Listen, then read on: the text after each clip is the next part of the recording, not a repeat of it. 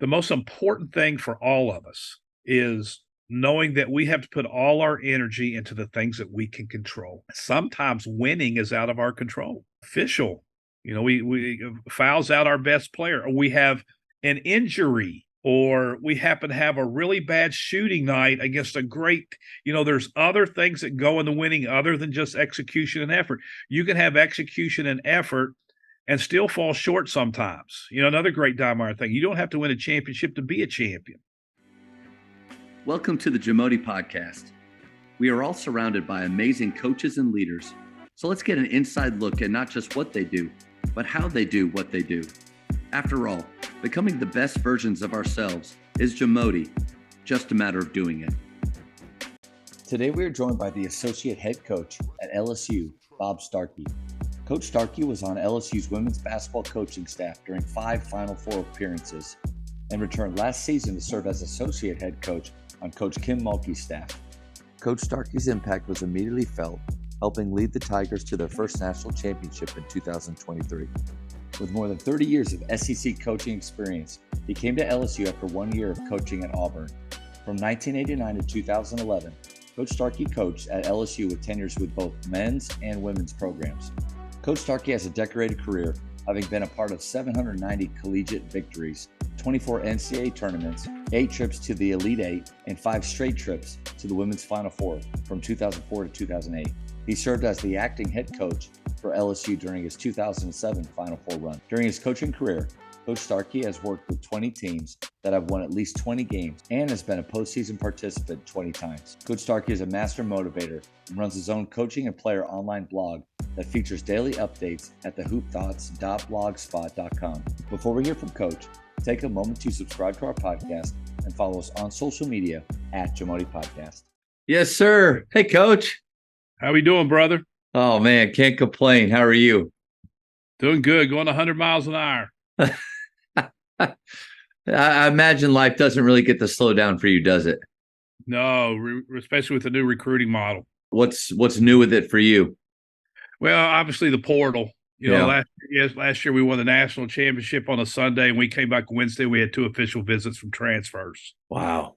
So you used to have, after the NCAA tournament, coaches had a chance to regroup and rest a little bit, but with the portal, it's nonstop. And then we've added 3 new sessions this past summer. Yeah. So it's just crazy. And then the NCAA in its infinite wisdom has allowed kids to make 9 official visits now, where they used to be able to make 5. Wow.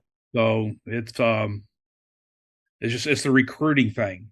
It's really stretches, and of course it's a vital part of what you do. If you want to succeed, you gotta excel in that area. So, but it keeps you hopping, that's for sure.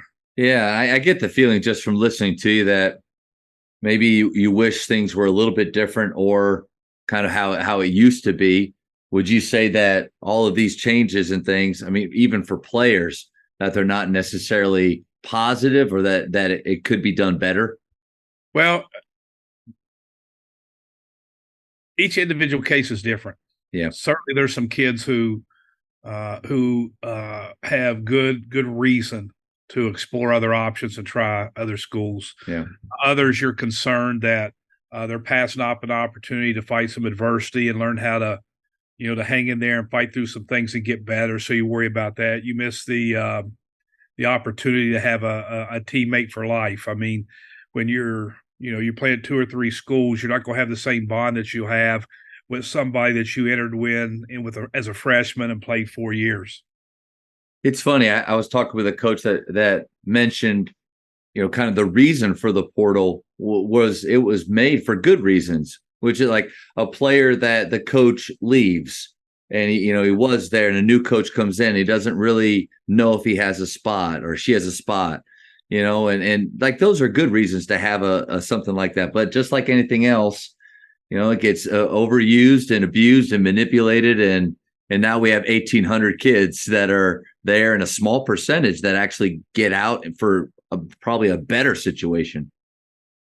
Yeah, you feel bad for the kids. I mean, the coaches, we adjust. Right. If you're if you're going, but Buzz Williams told me this. He said the best coaches that are going to survive during COVID, they're going to survive during the portal. The coaches have their head on a swivel.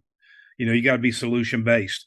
But I think it has affected kids negatively far greater than what anybody anticipated from the ones you mentioned. There's actually kids out there that they think they're going to go in the portal and they're going to transfer up or even transfer even, and some of them have a hard time finding scholarships. But it's also cut back on the number of scholarships that we give high school kids, so there's fewer opportunities for high school kids. Yeah, we're always going to sit on a scholarship or two for portal kids now. And you mentioned COVID too, and I've asked this a few times in the last couple of years. Obviously, COVID across the country and the world, it was a negative thing, and a lot of people suffered from it. And I think as coaches, like you said, we did have to adjust, and we had to learn some new things, maybe some new ways to do things that we've been doing the same way for a long time. What were maybe some of those adjustments that you found, like, you know what, this is a better way to do it because we were forced to by COVID? Well, I don't know a better way. I think that we had a great opportunity with our teams to show them how to accomplish things that we need to accomplish, regardless of adversity or situations that we're not used to or that we don't like. I know our particular team, when I was at Texas A&M during the COVID year, we won the Southeastern Conference Championship during the regular season, beat South Carolina in the last regular season game. One of those deals where the entire year, if we wanted to watch film, we watched it in the gym, and chairs were 10 feet apart, and there were no more pregame meals, and just a wide variety of things that you said. The travel was different. Obviously, getting up at 6 o'clock in the morning 3 times a week so we could get tested, get swabbed, and there were, and then you had the social injustice piece that went on at the very same time. That's what people forget, and that was really prevalent in college campuses. And I thought it provided us an opportunity to help our kids grow and learn. Now, not all schools did that. You had some coaches that whined and complained and didn't adapt and didn't adjust, and they missed that opportunity. But every time you have something, I think, specifically bad that happens, you have a wonderful chance to teach and to learn and to show your kids how, because that's what life is. I mean, guys, we're sitting there, COVID's horrible, but chances are it's not going to be the worst thing that's happened to you. You're going to get a job, you're going to get fired, somebody you love is going to have cancer, get killed in a car wreck. This is life. So how are we going to respond? How are we going to learn? How are we going to grow? How will it prepare us for later on down the road? I think you nailed it. Looking for opportunities in any of those situations. One thing I learned from it was we do parent meetings every year, and I require all the parents, and I'm at a private school in DFW. So they're kind of surrounding us, not all close to it. But I would ask all the parents to come up and meet for an hour and a half, 2 hours on any given night. Well, we Zoomed that year. So we did a Zoom across the board. I had the highest participation at a parent meeting I've ever had before because they were sitting at home. And from that year, I always do Zoom now. And it's been great. So that's kind of like, there are those little things that, it forced us to do it, but it also showed, this is actually a pretty smart way to do it. You're either how are you going to come out of something? Yeah. Are you going to be better for it, or you just trying to survive, or are you going to fail your way through it? And the best of the best, I think they're solution based. Well, Coach, I didn't get you on here to talk about the portal and COVID. I thought, man, what an awesome start to that right there. But thank you so much for giving up your time. You know how busy you are. You're somebody that, in about over 2 years of getting to do this, I've always wanted to have a hoops talk with you. So I'm just honored by it. Thank you so much. Well, glad to do it. When Jim Boone calls and say, "Hey, I got a friend that wants to have you on," it's a done deal, man. It's a done deal. Yeah. His name, he carries a lot of weight right there to get you to agree to do this with me. And congratulations on the incredible year you had, you and Coach Mulkey. So happy for you guys. Yeah, we were blessed. All right. Certainly I am. I mean, this was Kim's 4th time. So She's kind of got the thing figured out. So my claim to fame is I came in here and didn't mess it up. My claim to fame is because I got to play at Baylor in 2000 and 2004, and she was there at the time. And she was, I mean, Coach Bliss was there with me my first 3 years, Coach Drew my senior year. So she was there the whole time.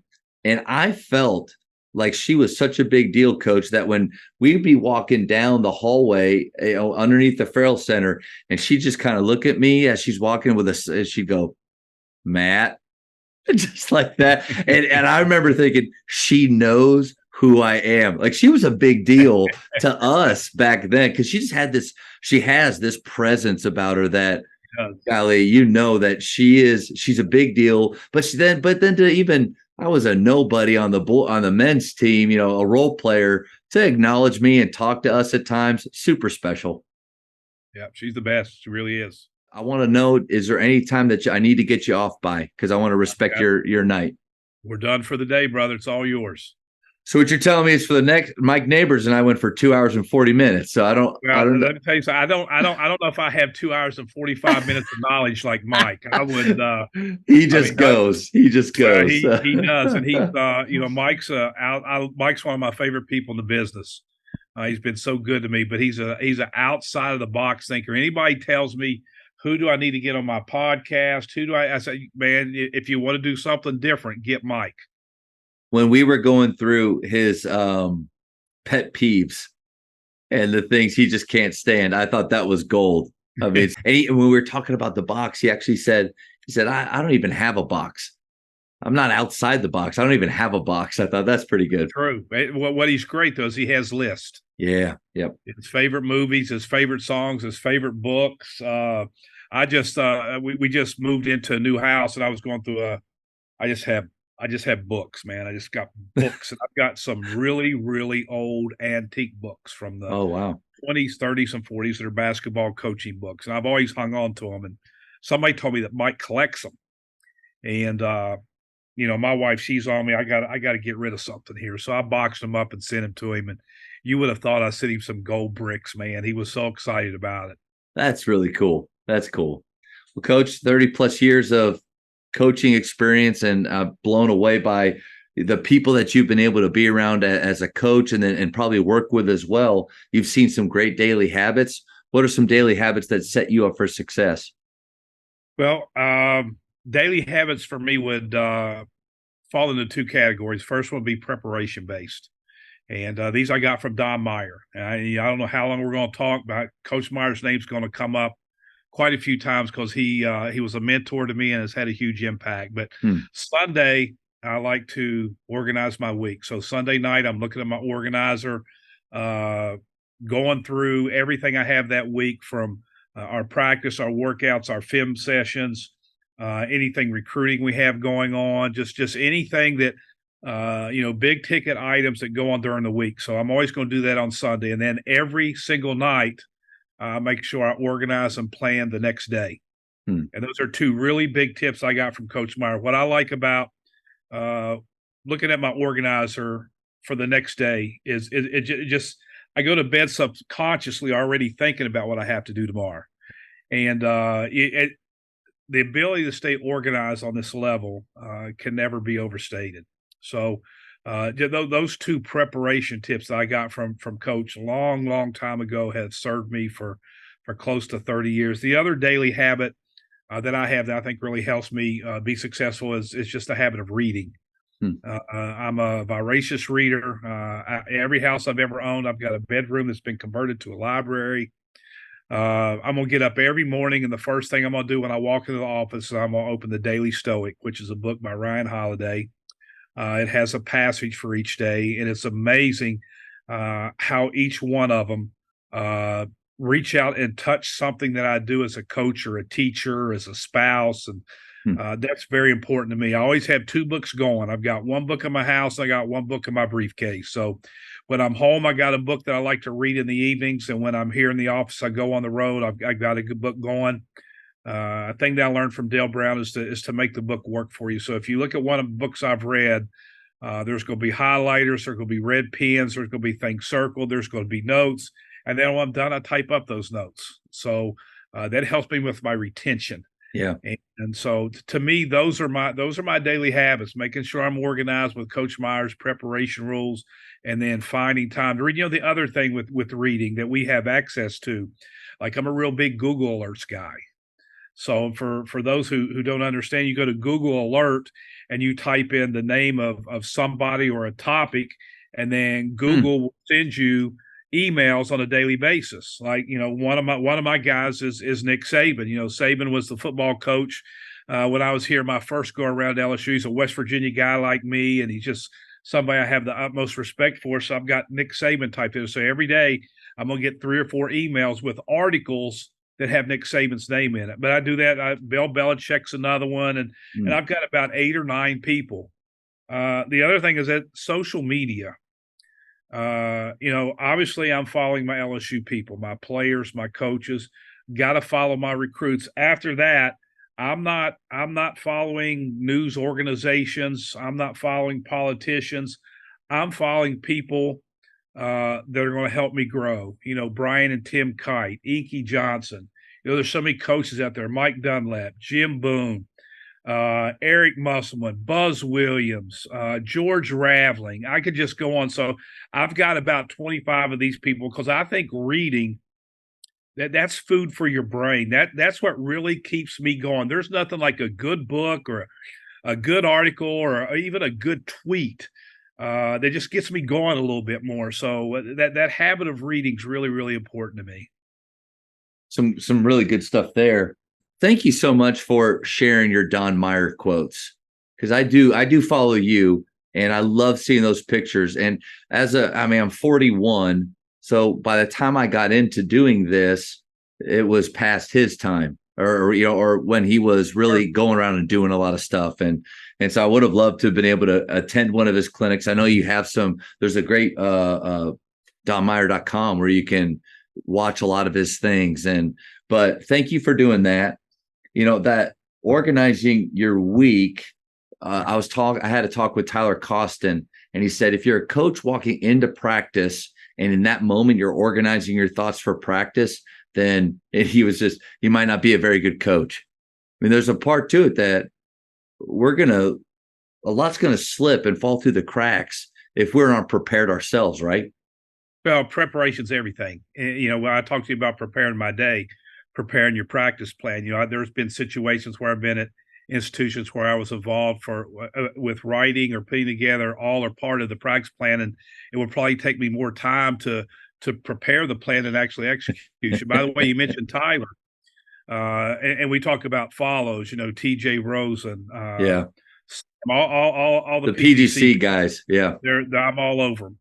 Almost went to work for them long time ago, but have the utmost respect for those guys. And those guys, they're on my Twitter feed, they're on my Instagram feed, they're putting up great stuff. But Yeah. to your point, and I know we're going to talk about this a little bit later.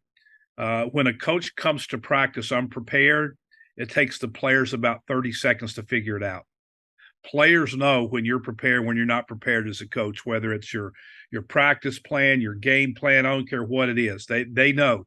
So just the fact that you're not prepared is going to put you behind in practice. But now you've lost your team a little bit because they know you're not ready. Man, that's good. And I think of how many times where, as a player myself back in the day, when I'd walk in and I'd see a coach maybe take a pause, look at the clock, and I can see he's making those decisions and choices on his head. My mind started to wander in that point. I started to wonder, like, well, are we almost done? Are we about to get out of here? That time is so precious that we have with them.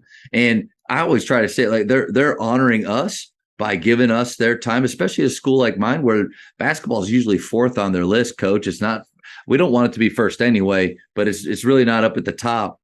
And we need to honor their time by being prepared, having a plan, and maximizing their training. Well, I'll say this, and this is probably we're getting a little bit maybe too deep philosophical for this show, but at 64 years, the absolute most important thing that I've learned in the last 10 years is the value of time. Hmm. I don't want my time wasted. I don't want to waste other people's time. I mean, every valuable minute, hour, day means so much more to me now than say when I was 20 or 30 or 40. It's one of the reasons I've gotten so much into Ryan Holiday and the Stoicism philosophy is the value of each fleeting moment. So, and certainly the same holds true for practice. You've got these kids for however long it's going to be, and you got to maximize it. One of the things that Kim's great about, we might have a 2 hour, 45-minute practice, and if it's going good and we click and we got this and we got that, at about an hour and 45 minutes, she'll say, "It's a great job, guys. Huddle up. Let's bring it in." She has a great instinct of knowing uh, when to cut back, and by the same token, we've had an hour and a half practice lasted 2 hours because we weren't getting it done. So, but she has a great understanding of time, and I think the best coaches do. I feel like that, yeah, the art of coaching, that's kind of a phrase that gets thrown around quite a bit. I think part of that is the awareness of you have your practice plan that you've spent a lot of time on, and things are probably timed to try to keep a good flow throughout. But the ability, you mentioned TJ Rosine, he has these amazing moments where he just will see a culture moment, a culture point that in the middle of practice we can hit that'll deepen our understanding of, or a great example of what our culture needs to be. Or maybe when it's breaking down, he's not just held to that practice plan where he sees something or he wants to stick in something longer, but he can't because he's going to the next thing. And to your point, when we're far enough along to have the awareness or the ability to break away from that plan, I don't know. I just feel like that's the art of coaching in a way. Well, it certainly is. A practice plan is nothing more than a map. And certainly if you're driving, you got to know when to veer off the road and take a detour, and that's kind of the way practice is. I'll be honest with you, I've worked for a lot of coaches, and it's not a natural thing to have that instinct to know when to move on to something a little bit quicker or when to hang in there something a little bit longer. I think it takes time and experience, and it takes you we talked earlier about having your head on a swivel, just being able to adjust and react to what's going on. And the last thing you want to do is be married to a practice plan. 5 minutes on this, we got to do 5 minutes. 10 minutes here, we got to do 10 minutes. You got to have a feel for what's going on the floor. Yeah, I feel like there's been times in the past where I've even said out loud, "Man, I wish we had more time, but we got to move on." Well, we do have more time. Like, let's get it right. Let's stay there. And then again, especially if you have that your eyes open to not just the skills that you're looking for, but the standards that your program that you're trying to uphold. When you see them falling in practice or your players are doing them exactly right, let's take time to celebrate, I think, or reinforce. Well, and sometimes you got to watch your players too. Players, one of the worst habits they have is clock watching. So maybe I've got 4 minutes on a drill and I'm, 2 minutes in, I'm not getting the effort, the intensity, or the concentration I want. I'll look over the manager and said, "Hey, I tell you what, let's turn the clock off. Let's don't worry about that." It reminds me of here's a really great story, man, I got from Kevin Eastman. Kevin was such an outstanding assistant coach for Doc Rivers with the Celtics and the Clippers. Of course, was a head coach of his own right and one of the best clinicians out there. Tells this story all the time of learning about Kobe Bryant would go to the gym and work on one shot or one move for 2, 3, 4 straight hours. And it's hard for us today to get a kid to maybe work on the same move for like 3 or 4 reps. That's right. They want to go the next thing. Yeah. So he's telling this story. He said one summer he runs into Kobe and he said, "Kobe, there's this rumor that you might work on a move or a shot for 2 or 3, 4 hours. Is that true?" And Kobe said, "That's true." And he said, "Well, what's your formula? Like, how often are you, how long are you working 2, 3, 4 hours? How long do you work on something?" Kobe said, "Until." That's it. Until. He's not going in getting 100 shots up or two. He's going in until. And then they explained this to Kevin. Excuse me, I got a little bit of a head cold, but this is really important for kids to understand. He didn't work on a shot till he could make it. He worked on a shot till he couldn't miss it. And that's a whole different mindset in terms of working on something. Just don't work on something till we get it. Let's work on something till we can't screw it up, till it becomes habit, till it becomes part of our DNA. And I think that's good individually in terms of workout, but I think it's also good in the way we approach practice. That's what I was going to ask you is, as a coach, like how do you get to that point to where the analogy with the shot, like he doesn't miss it anymore?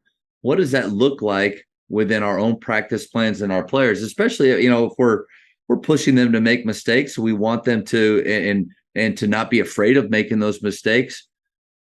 I guess it's maybe has to do with a little bit of system, but as a coach, how do you develop that feel to know that, you know what, guys, we're in a good spot. Let's move on. Well, I think early in the season, your level of execution and perfection comes a little bit quicker in smaller spurts. We're not looking for an entire possession to be perfect. We're looking for this first cut and screen. Let's get this down part. Be very progressive. One of my favorite defensive drills we got from Chris Beard is called the kill drill. And the kill drill means defensively, we got to get 3 straight perfect stops, not 3 stops. We better jump to the ball. We better get over top of the screen. 5 players better be in their stance for the entire possession. Everybody's got to block out. If we don't do one of those things and they still miss the shot, I'm sorry, guys, we're back to 0. Now, we don't do that drill the first month. We're not ready for it. Yeah. We build up to that. And then when we feel like we've got our defense in a pretty good place, then we instill the kill drill. We've done the kill drill, but never the perfect stops part. And as soon as you started to talk about that, I thought it just makes so much sense, because like how many times one of the stops they get, our kids just kicked it out of bounds. Like our 12th guy just, This is a Nick Saban thing, and this is probably the most profound thing I've learned in teaching, is to be process oriented and not result oriented. Yeah.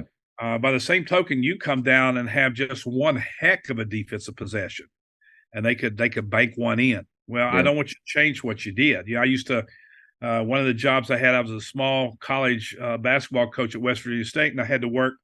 I shouldn't say I had to. I got to be the sports information director for baseball. Baseball coach Cal Bailey, legendary. He would not allow his players to see their batting averages. He would rate each at bat based on how hard you hit the ball.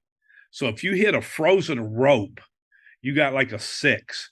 If it was a pretty hard hit ball, it was 5.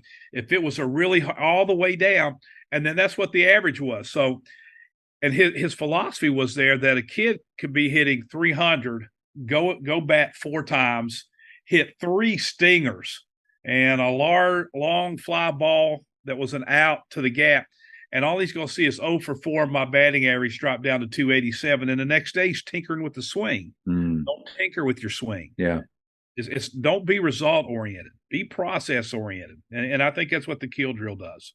I thought about shot selection right there, and how maybe that could translate into, instead of worrying about percentages, not that it is important, but it's more about like Doug Novak had a great point. He said, it's not that they have to make it, it's that they have to take it.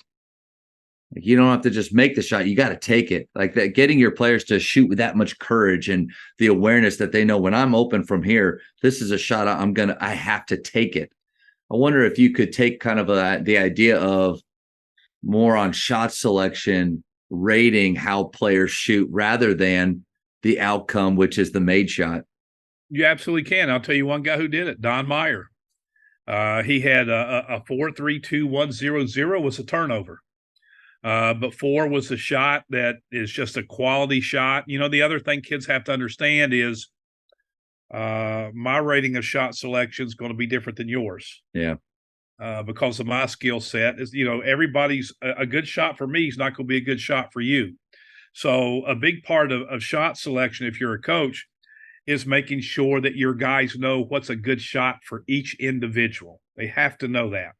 And of course, it's no different than when we're talking about role development. Mm-hmm. We're not saying that you're married to this shot selection your whole career, but that's going to be based on the unrequired work you do. Concentrating on your technique. When you can make some shots, then we can expand what your range is and your shots. I love that Coach Meyer had a ranking system for the shots. You mentioned the PGC guys. I did get to direct with them for 5 years, and one of the most transformational. The coach that I was before going in there, I was probably wanted to be a lot like Coach Bliss, and unfortunately not as much like Coach Drew. And not walking out of there is a lot more like Coach Drew, right? But the one of the best things I learned in my time there was their shot selection scale. And coach, whenever I get to talk with coaches, I say that what's one of the number one things that I brought or that changed my the way that I even talk with my players was that shot selection scale. I think it says a lot about your culture, the way that you talk about shot selection. But a 7 is a wide open jump shot within their range. Sure. And I always tell them that within your range part, I'm going to help you know that. I'm going to show you through shooting games, through what we chart, through how we practice. We are never going to go into a game guessing about what a 7 is. Because if that happens, that's my fault. Well, Rory Williams, watched him practice a couple of times. He was notorious for a kid taking a shot and stopping at practice and asking one of his teammates, do you think that John here took a good shot? Was that the shot we needed to take? So he created a little dialogue amongst teams. So I do think it's important that not only do I know my shot selection, but I need to know it's a good shot for you. Yeah. That's the only way we can help each other out. That makes a difference in who I pass the ball to. So shot selection is one thing. Understanding yours and your teammates is like another level. Coach, somehow from daily habits, we got to shot selection. I do have one more question about your daily habits, is the reading. As somebody that I would love to be that type of Buzz Williams reader that it sounds like you are, that the guy goes through 4 books every month and puts a really cool graphic out about it, which is awesome. But what are some tips that over the years, besides just open the book and read it, Matt? Like besides that, what are some tips to becoming maybe just a better reader over time? Well, I think the first thing is making sure you schedule time. Kevin Eastman's another guy. He sets 5:00 every morning to read. So he's going to get up before the phones start ringing, before his family's up. You know, he has already locked in every single day some time to read. I'm not quite that disciplined. I lock in my time in the evening when I'm sitting up in bed. And like I said, I always have one when I'm on the plane or on the bus. I enjoy reading things that I think are going to make me better, whether it's a biography, whether it's something about leadership, whether it's about culture, whether it's about team building. It doesn't have to necessarily be about basketball. Some of the best books I've read have been written by football coaches or baseball people or non-sports people. I would challenge basketball coaches, just don't think you have to read basketball books. Same thing when you're going out meeting and talking with people. Something I've had to learn is every now and then you're going to buy a book and it's not going to be a good book. Put it down. Okay. I love that you said that. Yeah. Go ahead. Well, Greg Brown, a friend of mine at UCF, he calls a book a good reader a skimmer. And if he gets a couple of chapters in and he's not getting it, you know, he's going through there and he's looking for a phrase or something that will stop him. So he's got me doing that now. Where at a young time I felt like, well, I bought this book, I got to read the whole daggone thing. That's and now I don't. So don't let a bad book, you know, rob you of some time. You just really, I think, saved me some time and maybe a lot, because I have this group of books at home that I'm trying to work through, and there's usually this one or two that I'm sticking, like my mind's wandering, and so you just freed me up for that, Coach. One of my thank yous that I do for people that come on and talk hoops with me is I send them a copy of it's not my book, but the story of the leftovers, which is my senior year with Coach Drew. We had only 6 scholarship players, and it's kind of how we handled all of that. And I didn't handle it very well, but how he did and the team. But now when I send it to you, after this is all done, I'm going to be thinking, is it a good book or is it a skipper? Well, it already sounds like an amazing story. Well, no pressure there. And Coach, you can feel free. Point guard lie is it's addictive into a term. The point guards just got to be. Sometimes we just got to make our bigs feel really, really good about themselves. So, the Jamodi podcast is powered by Sideline Interactive. Sideline Interactive is the leading manufacturer for high-quality, innovative scoring tables and LED video display boards that help coaches and schools bring more excitement to fans, create huge fundraising opportunities, and make their jobs easier. Visit sidelineinteractive.com to check out their amazing products. Well, culture is one of those buzzwords that, man, it's just thrown around a lot. There's a legendary coach in this area. He was at Coach Fitch. He was at Birdville High School for 30 years, and he just retired. And we were talking, and he said, that word 15, 20 years ago, we never used that word, but they all had a culture, and they were aware of it. So how do you feel like culture drives performance? Well, the thing is funny because I just got through doing a whole clinic on culture for some soccer coaches, the Louisiana High School Soccer Coach Association. And the thing I explained to them, I said, is every single one of you here have a culture. Culture doesn't necessarily translate to be a good thing. You could have a lazy team culture or a whining team culture or, culture. The first thing you have to do is you have to define that culture and then share that definition daily. Yeah. Every single minute of every single day with everybody involved in your program. To me, I think the thing that's important about culture is its beliefs and values and standards. It's not rules. Rules doesn't create culture. It's about those standards, those things that you believe in.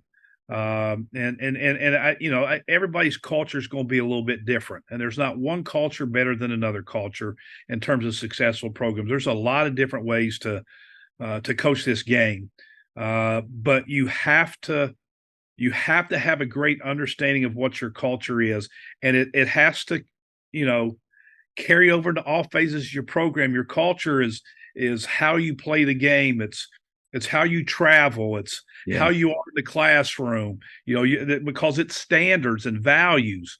And then, one of my favorite things about culture is Doc Rivers saying, you have to fight for that culture every day. Culture never arrives. You don't come into your office and say, man, I have created a great culture. Because that thing will take a nosedive in a heartbeat. Yeah. So it takes a lot of work. And I think, obviously you have to work hard to get everybody to buy in. And I think one of the ways to get people to buy in is have them involved in defining your culture. As a head coach, just don't come in and say, this is who we are, this is what we want to be. Sit down and have those conversations. Real quick, when Nick Saban was here at LSU and we were coaching at women's basketball, we'd never been to a Final Four. And we go to an Elite Eight, and we're one game away, and we lose. And we've got about 3 or 4 starters coming back, and everybody's talking Final Four, national championship. We've never even been there. And we were very aware of Saban's process-oriented philosophy. Saban never talks about, we want to win 12 games. We want to win a national championship. He doesn't talk about any of that. Saban's thing is the next play. That is it. That is absolutely it. He told me once that he, other than his quarterback and his defensive captain, nobody's allowed to look at the clock because it has absolutely no bearing on their job. Doesn't matter first quarter, second quarter, third quarter, fourth quarter. Doesn't matter if it's 1st and 10, 2nd and 16, 3rd and 2. We're up 3 touchdowns. We're down. That has nothing to do with the ball being snapped and this guard pulling here and block. You have a job to do. One of my favorite Belichick stories, he's at a press conference to start the season off, and a reporter goes, Coach Belichick, you won 5 Super Bowls. You've won this many playoff games. He just went over all these accolades. He says, what's the next big thing for you? And Belichick looked at him, he said, I'd like to have a really good practice today. And a lot of writers kind of chuckled like that, but he was dead serious. Yeah.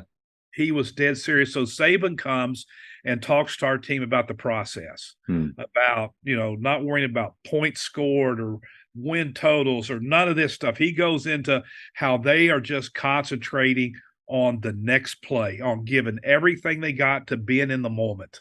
By the way, Phil Jackson said that the number one attribute that Michael Jordan had wasn't his athleticism, it wasn't his competitiveness, it wasn't his skill set, it was his ability to be fully in the moment.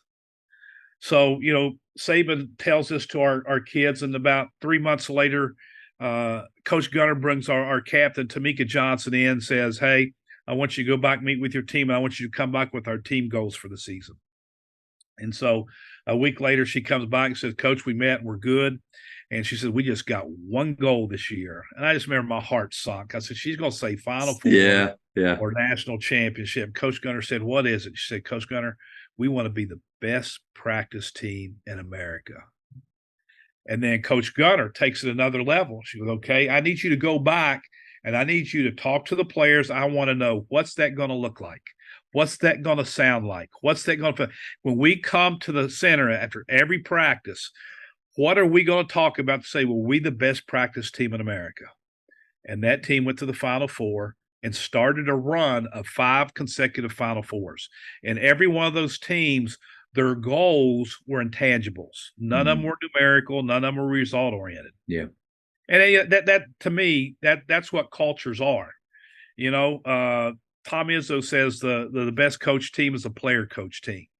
And I think what he means by that is your culture and your standard is such as that players are holding each other accountable. Right. When Kevin Durant was at Oklahoma City, I don't know if he still does it or not, but when he would go work out, he would grab a different teammate every time to take with him. Number one, he wanted to work out with somebody, but number two, that was his way of ensuring this guy's getting some extra work in. I mean, that to me, that's a culture thing right there. Yeah. And then it starts at the top. If we want a culture of hard work and sacrifice and unrequired work, those kids need to see it from us. When they see that, it's going to filter down. But to me, I keep going back. Standards, values, beliefs. That's what good cultures are. I love what you said about it's not rules, and because rules are they're going to be broken. Sure. I mean, we're naturally going to try to find ways to break that. That's a part of our nature. But those standards, those are things to be upheld. Like those are things to aspire to. And so I like the contrast you made with that. I was thinking of there's been a lot of years here where I started out the year with state championship. Let's work our way back from there. Oh, I have. Yep. But like books like Burn Your Goals and listening to guys like Nick Saban, it really messes with your thinking because my question to you is your girls heard from Nick Saban, and that really, I think, in probably a lot of ways shaped that answer to your coach's question of go create some goals. If I asked my guys to do that, it would most likely be, we want to win district. We want to do this. We want to do this and that. How do I go about reshaping that without saying, hey, we don't talk about that. We're not about that. We're about the process. How do I not just crush them, but get them thinking more like, oh, those are great. Let's talk about how we're going to do that. Like, what are your thoughts? Well, I think, first of all, those are very normal goals for competitors. Kids want to win. Yeah. I think what the process is, though, is that's the map to get there. You absolutely want to win. It's like, I had an opportunity to speak to Jim Boone's team at Greensboro College in Greensboro, North Carolina, a couple of weeks ago. And I thought it was funny that one of the things I hit on to them is before you can win championships, you have to be champions. And usually when I talk to teams like that, you can see what, but Jim had already started down that road with that team. And the way to be a champion, to win a championship, is to do the things that the champions do on a daily basis. One of our big Don Meyer things is be an NBA player, and an NBA stands for next best action. And if you're constantly focusing on the next best action, then good things are going to follow. What kids have to understand is sometimes the most important thing for all of us is knowing that we have to put all our energy into the things that we can control. Sometimes winning is out of our control. Official, we fouls out our best player, or we have an injury or we happen to have a really bad shooting night against a great, there's other things that go in the winning other than just execution and effort. You can have execution and effort and still fall short sometimes. Another great Dymar thing, you don't have to win a championship to be a champion.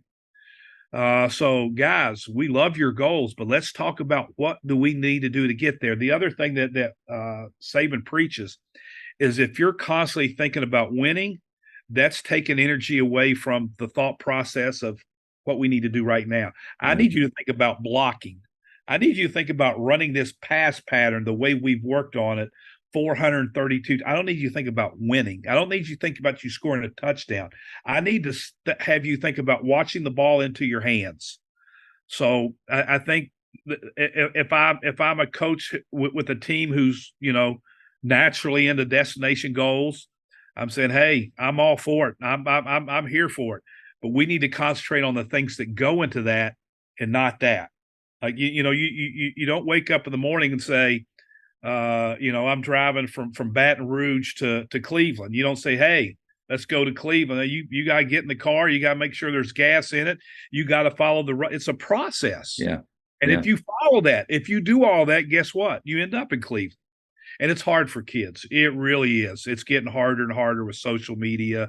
It's a microwave society. They want everything now. That's our biggest battle, I think, as teachers. You're right on the money. And I was thinking about one of the biggest things we want from our kids, from our players, is for them to be present, be in the moment, be where your feet are, like Jordan was able to do. But when we are, as a coach, when we're constantly talking about the next opponent, the district records, or the seedings, what do we need to get into playoffs? This isn't going to work for this. You won't win a championship doing things like this. We're almost without realizing it, taking them out of where they are and pushing them forward into things that are so far beyond this moment and what we can't control. So I think the process-based thinking really helps us to keep them in that drill, that moment with that teammate competing right now. I think that's just the way to do it.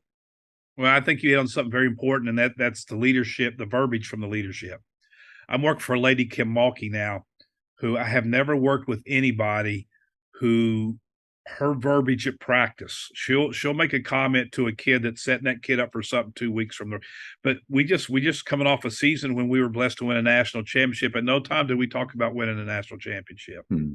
At no time. Now, we had kids talking about going to the Final Four, and Kim, she knows exactly how to reel them back in. She said, I heard one of you guys talking about winning the Final Four. I can't get you to cut off the baseline in this drill right here. You guys aren't going anywhere. I could hear it. I could hear her say that. She'll also later in that day, we'll do something good, and she'll say, guys, that was a Final Four possession. She won't say she'll say that was a Final Four possession. So verbiage, because they hear everything we say, and they're constantly trying to figure out. So I think your verbiage is important, making sure your entire staff shares that same verbiage, the same message, that everybody's on the same page. I think that's what the great programs have. I mean, they have a shared vision and a shared message on a daily basis. And what we've been talking about is that Nick Saban approach of not really talking about winning that often, but more the process. A coach named Shawnee Harley from Canada. She was a Canadian Olympic coach for a long time, university coach of Calgary. We had a talk, and she runs a thing called Winning Matters. But one of her big things to push to coaches is to discuss losing and actually discuss what losing means and how you're going to handle losing in that moment. And what she said was the most dangerous teams are the ones that aren't afraid to lose. But when you talk about verbiage, how often do we as coaches treat losing or talk about losing as something to be feared? Like, you guys, we use the term, you got to hate losing, but I think we talk more about it almost like you should be terrified to lose this game. So I think you're right on the money. That verbiage, instead of we should be terrified to lose, let's talk about what that actually means, what happens if we lose, and get them to play with courage and move past that. But it's all about the way we talk. It is. It's funny. I'm going way back now, Let's go, 1977. coach. Let's go. 1977, brother. I was at a basketball coaching class at Marshall University, and the basketball coach there was a guy named Stu Aberdeen, and he talked about the importance of finding players who wanted to win. And he said, "Let me tell you when winning's important, guys. When your body's laying up on that gurney and that surgeon's getting ready to save your life, you better hope winning means everything to that guy." Mm. Says when you're in a court of law and you're innocent and you're fighting to stay out of prison, you better hope that lawyer wants to win more than anything else. But I do think there are coaches that can put too much pressure on their team not to lose, and you can see it in the way they play, especially in games where it becomes close. They're thinking about not making a mistake instead of making a play. Yeah. I do think the absolute best coaches know how to handle losing. I thought Bob Knight was always good at making sure his teams understood what went into losing.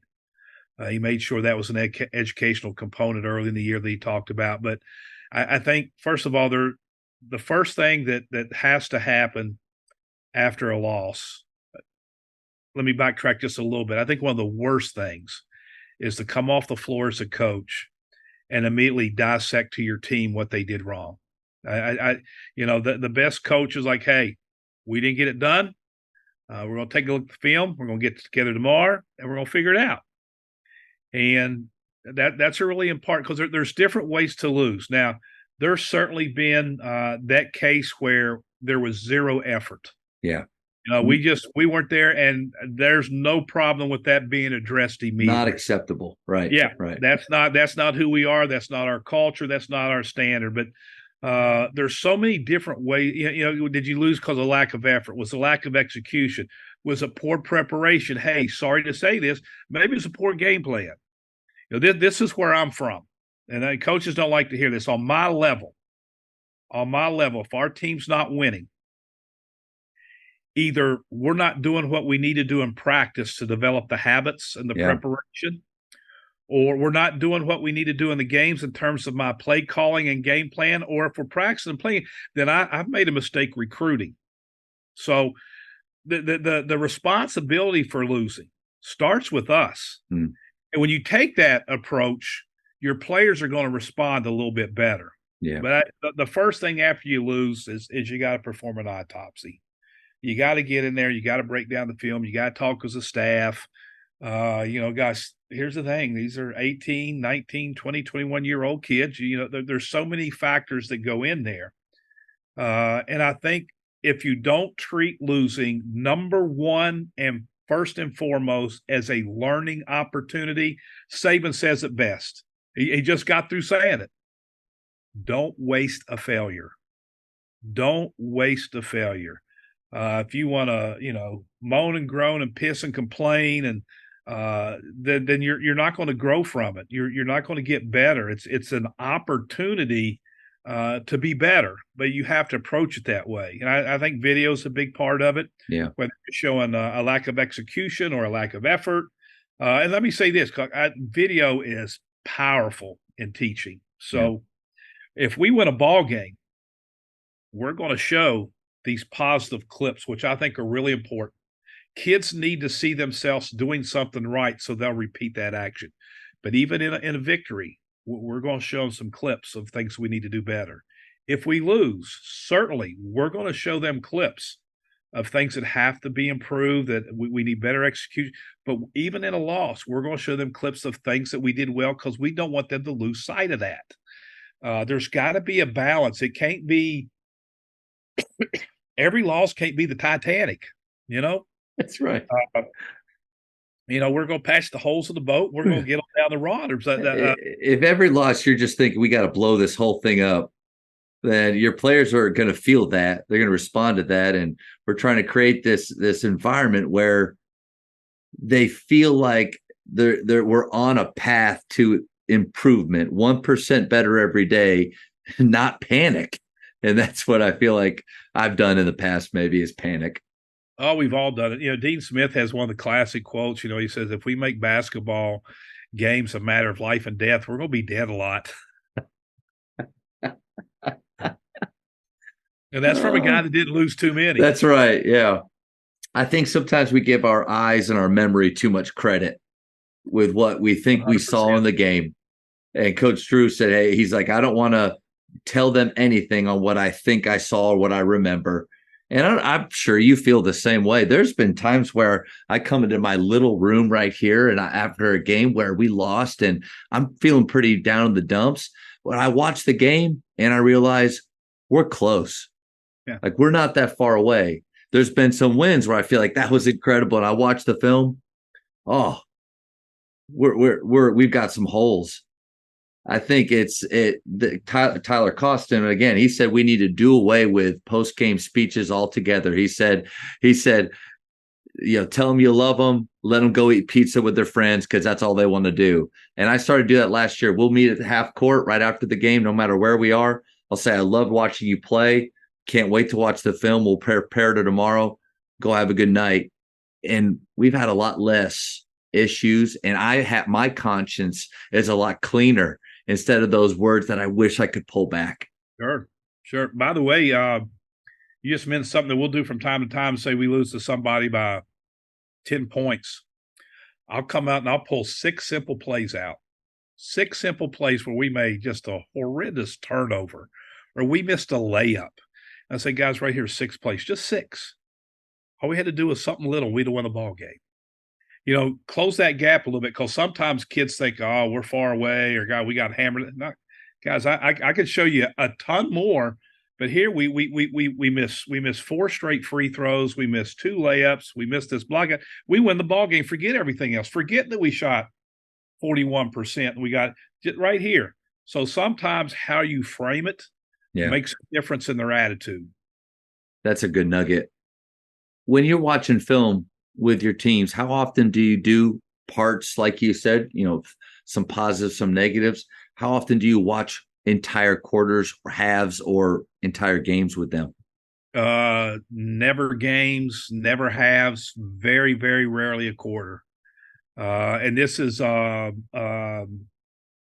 mind shift. Really have gotten into Tim Elmore, great educator in Georgia, who is probably, the leading educator in terms of this generation and how they absorb information. And a couple things from him. First one was the decrease in concentration from kids today. They have very short focus, and you're sitting there and you may be into that 9th or 10th minute of film, and they're thinking about their girlfriend or where they're going to go eat pizza, or they're somewhere else. So, or we're getting long blinks. Oh, sure. So we watch it in short snippets now. Now we may start practice with some snippets, practice a little bit, and then for a rest, bring them in and watch a few more snippets. If I want to watch a little prolonged video, I might bring players in by 1 or 2 in the morning in my office. But even then, I've got it cut up. Like we're just not letting the film roll where they see the ball going out of it. And I've got them in short clips cut up. Same thing with scouting. Like we'll come in, so we got 2 days to get ready. We'll watch the opponent's offense today. We'll watch the opponent's defense tomorrow. And again, this is a Tim Elmore thing. You've got to give it to them when they're ready for it. And you can't give them too much, or you're just our written report. We used to have 10-page written reports. We're down to 4 pages now. We no longer do paragraphs. We do bullet points. All this from Tim Elmore. Okay. And by the way, one of the great things that Tim Elmore told me is how we present things to kids, or how we present things to anybody. That's changed. And his story's a great one. He said, when man was first created, they go down the river and cup their hands and pull water up to their face, and then they figured out how to carve wood and scoop it up. And next thing, we developed cups, and then we got this well we could drop a bucket in, and then we figured out plumbing and faucet, and now, holy crap, people are buying water in a bottle. His point was, water has not changed in the last 2 million years. Yeah. The packaging has. Yeah. You and we're stressing the exact same fundamentals that Adolph Rupp and Pete Newell did. We're still stance, we're still post feeds, we're still black, but we have to package it different for this generation. And part of that packaging is keeping it as short and compact as we can. I think a danger of watching big chunks too, almost like practice plans without having a plan. You're watching the film, you start to dissect too much, or you see things even differently. You go off tangents, and all of a sudden you run the risk of, like we said at the very beginning of this talk, wasted time. And so you're right, letting them know exactly what they should be looking for in these clips. I think that saves us as coaches too from seeing things and like a squirrel. I can't lose sight of that now. That helps us. Well, I think this, and then this is what I've been doing for a long time. I'm responsible for the video here. So after a game, I break the game down. I break down every single possession, and I tag it a variety of ways. And then, Kim counts on me to put together what it is what practice. Well, what I do is I try and find 2 or 3 things that we need to do better and 1 or 2 things that we do well. And those are the clips that I'll pull. Sometimes kids are surprised they had just an unbelievably bad turnover and they're waiting for it to pop up on the clip and it doesn't make it. And the reason is, well, we only turned the ball over 7 times last night. I'm not worried about turnovers. I'm worried about, so I think when you focus, and I'm putting those clips together. So maybe we miss 6 blockouts. Well, I put those 6 blockouts together and then we'll go to the next thing. So I think by concentrating those issues in your film study, I think that helps connect with kids a little bit more too. Really big nugget I got from you was that you do film at different times of the practice instead of that 35-minute chunk right before.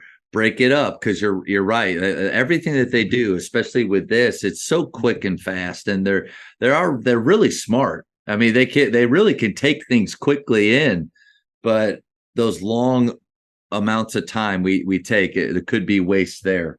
So thank you for sharing that. Let me tell you about this thing. It could be 9:00 at night and I'm breaking down tape and there's one specific clip and I'll send it to my kid. They're going to watch it. Yeah. Send 1 or 2 clips to a player to get their attention. And 90% of the time, those are positive clips. Yeah. If I want to show a negative clip, I pretty much want that kid in front of me so I can talk.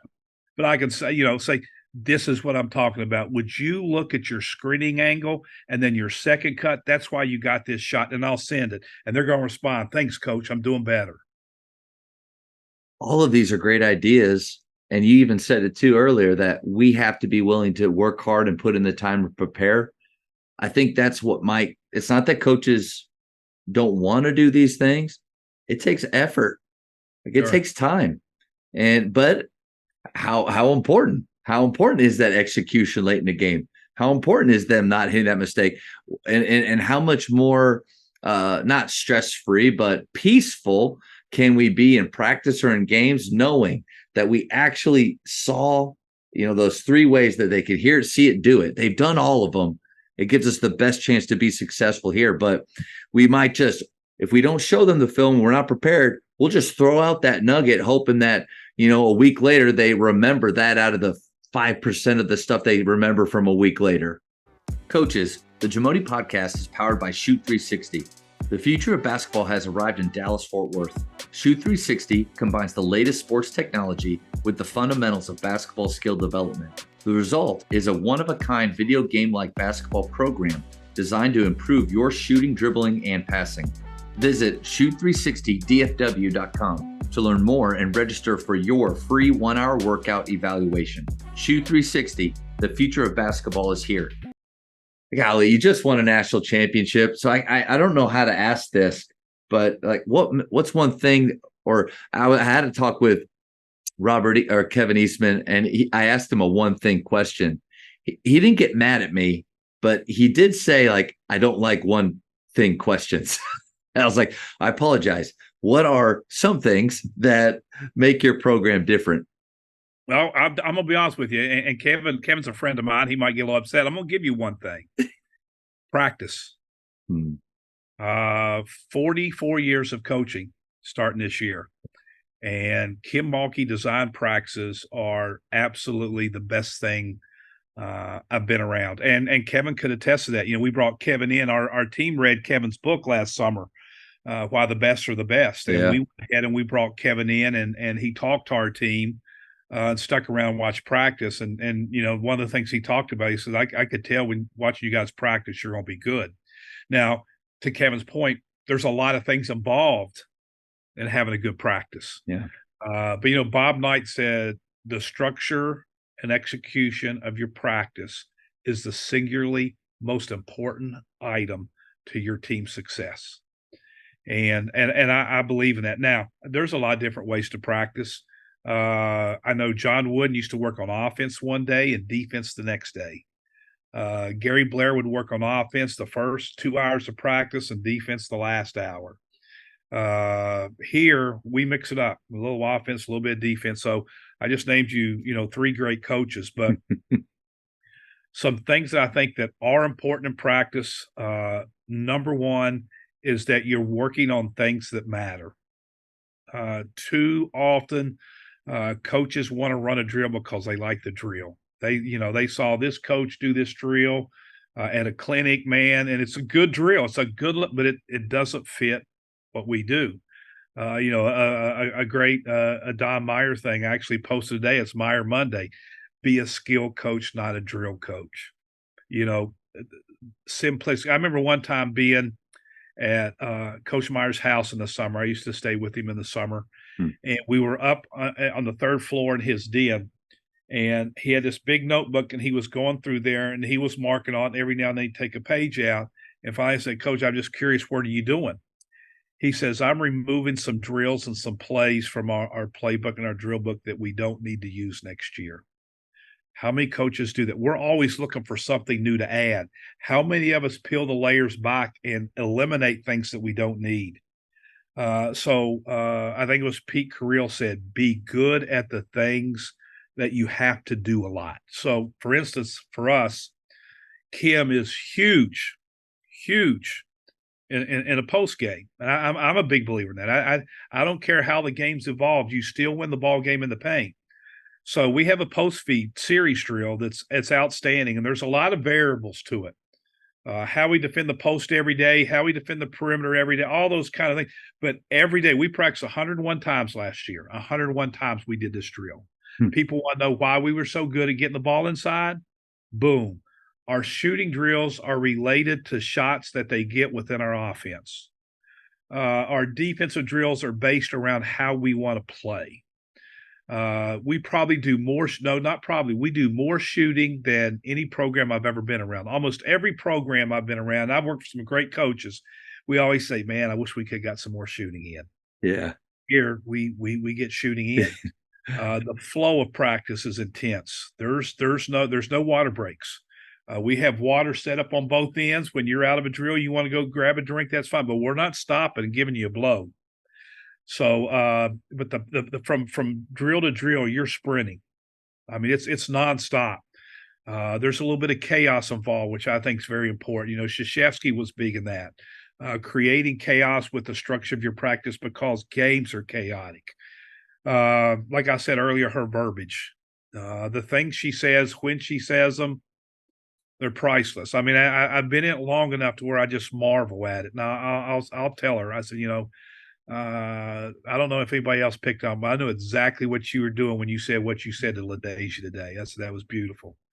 And Coach, like how much of that is talent, just her ability? How much of that is the craft and how long she's been doing it at a high level? It's a great question, and I think it's both. Yeah. Remember first that Kim used to be a point guard. Yeah, that's true. She's got that point guard instinct. She also played for and worked for Leon Barmore. So she's been around the best. So I can tell you some of it just comes from naturally being around it, but I also know from being in staff meetings, go over to practice. And she says, at some point, I got to make sure I get this point across to my team today. I hope they give me a window. Oh. He's just not going to force it. It's something's got to happen where she can flow into it. And if it doesn't happen, she'll jot it down and work for it the next day. So when you talk about being prepared for practice, not just about the drills and what you're teaching, but what are you saying to your team today? I think I told you earlier, she's the master of knowing when to stay with the drill and when to get out of it. Guy, we had I'll tell you two stories. It's February and it's a grind. It's the SEC. Holy crap! We played a road game the night before and we getting ready to come to practice, and the kids come out. She says, "Come on." We roll outside. There's a bus. We take them to get some ice cream. Day over. Day over. Feel. We'll She just come back. felt it. Just felt it. Next day we're going to come back. We'll do we'll go do game prep tomorrow, and then we'll play the next day. Now, let's go to the other end of the spectrum. We're in the NCAA tournament. First round, we play Hawaii. Play pretty good, not as good as we could. We're coming off SEC tournament loss. Again, the grind. It's March, so you have 1 day prep. So you play Hawaii on Thursday. You got Friday to prep, and then you got to play a really good Michigan team on Saturday. Kids come in. She hears a couple of them on the side talking about my legs are heavy, my legs are tired, and so we go through a few things there that we do early in our pre-practice, and you can tell their energy's not there.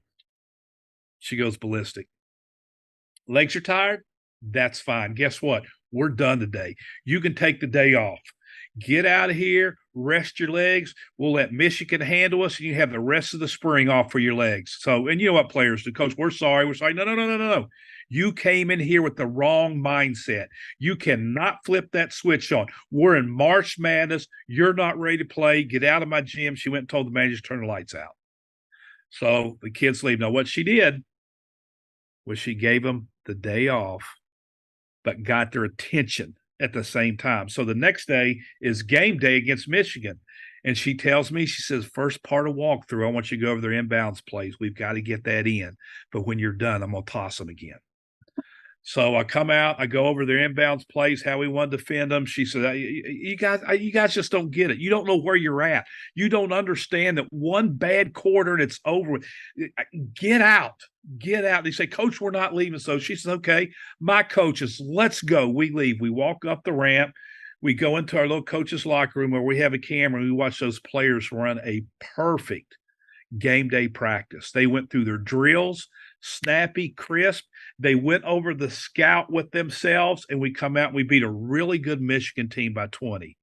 Now, ice cream one day, toss them out the next day. You have to know your team and where you're at.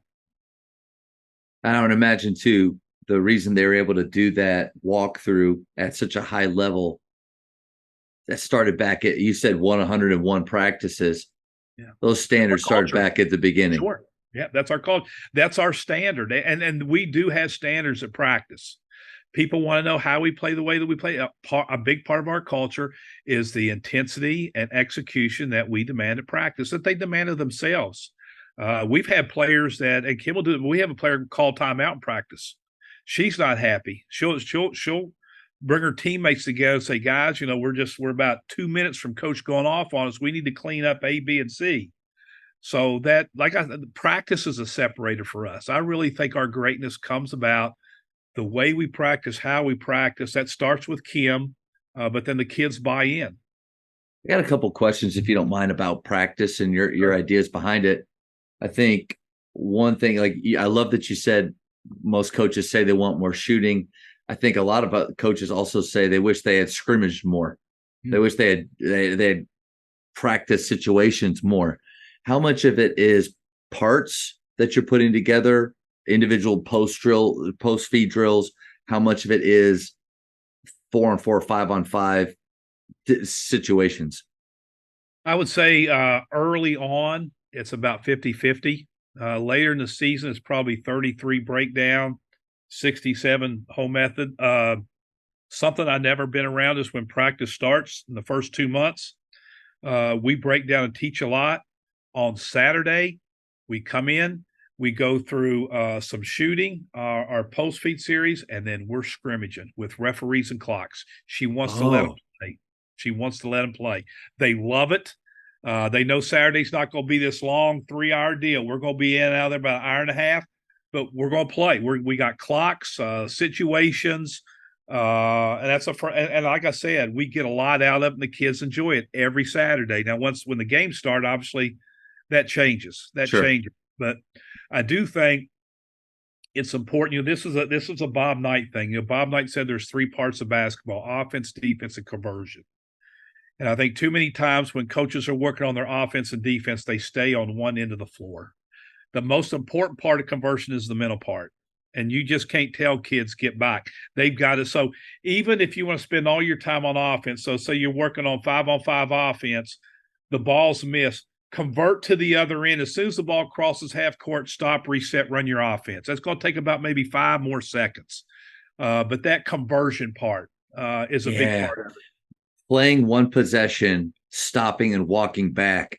Yeah. I can't imagine how many points are given up throughout a season because of those habits that are being created. And players want to convert a little bit. Trying to get kids involved in practice. Yeah.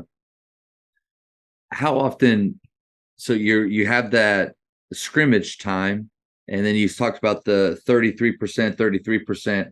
At what point in the year do you stop going, kind of bone on bone, or do you continue to compete live against each other throughout? Because there's that whole idea of, I would love to block out a little bit better, but I also would rather have them healthy, in conference time. What's that look like for you?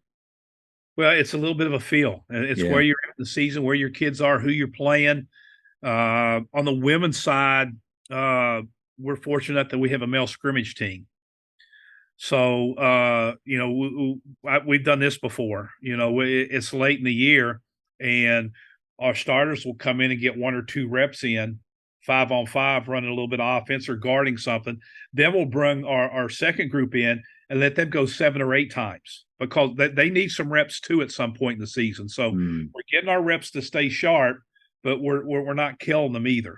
But there's been times where Kim had a blockout drill in and we got in practice February. She goes, tell you what, I don't think it's a good idea for us to do this war drill today. And so again, just because you write it down or type it out, it's not a contract. You get in there, we're banging hard, early when I was at LSU and working for Coach Gunner, we were playing against Pat Summitt in Tennessee. Those were the most amazing practices I've ever been a part of. It was Tennessee. Your kids were juiced up. Those practices always had to be cut short. Yeah. We thought we were going to kill each other. They were going so hard. So you got to have a feel. You've mentioned Bobby Knight's name a few times. He was at Texas Tech when I was at Baylor. One of the few claims to fame is my senior year. It'd been such a hard year, and we'd been able to play against each other a few times. And he would shake the head coach's hand, but then go right in. He wouldn't go through the player line. And I thought, my last time we're in Lubbock, they just beat us, even though we were up 4 at half, which we shouldn't have been, but with 6 players. But he shakes hands. I see him going, and I just take off on the line, and I meet him at half court. Shook his hand. He put his arm around me, said some really kind things. And we lost the game, but that was just one of those moments for me. Because I think as a player, I played for Dave Bliss, who was his first assistant. It was basically a version of Bobby Knight, maybe a little bit better out in front of people at that time. And so you've mentioned his name. We've been talking process-based a lot.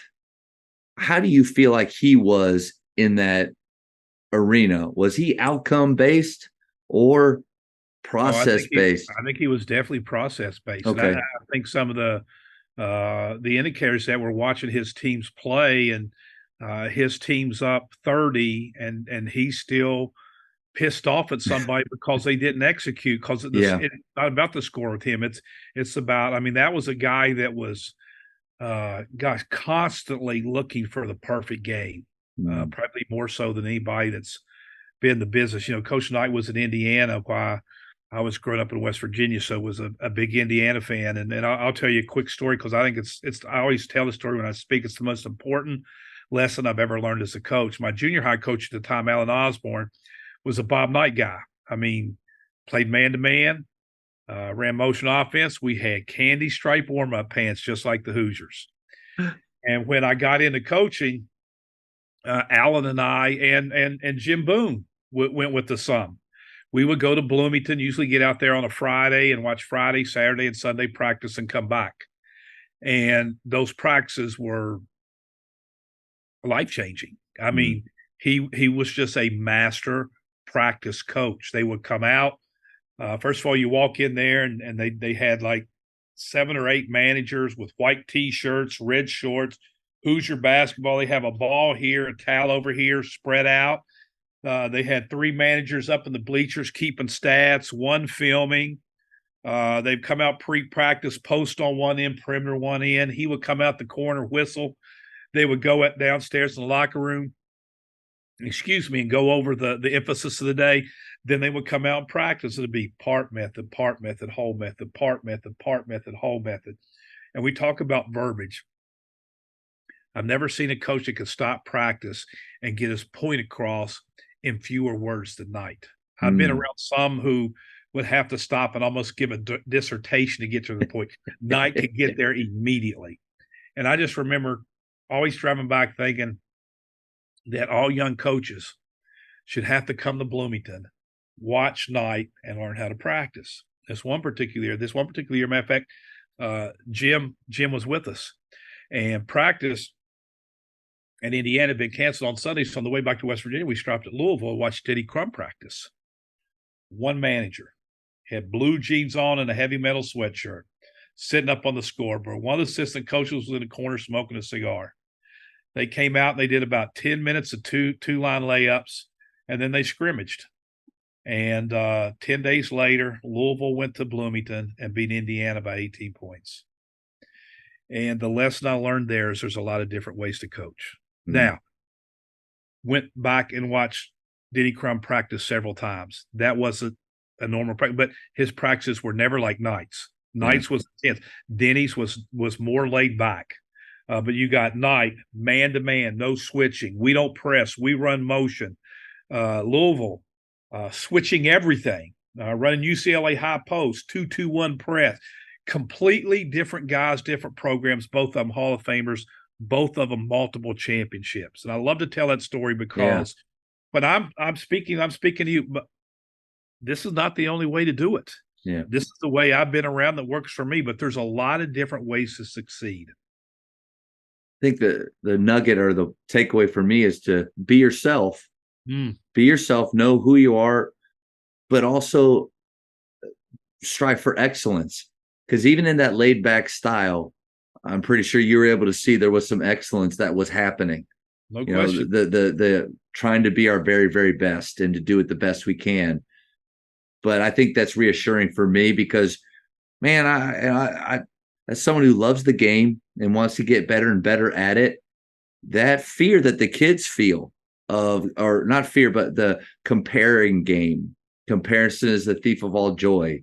Mm-hmm. I feel that at times when I hear about other coaches and I hear what they do, and I'm thinking, man, I don't know if I'm do that or I'm that good or if I'm looking into it the same way.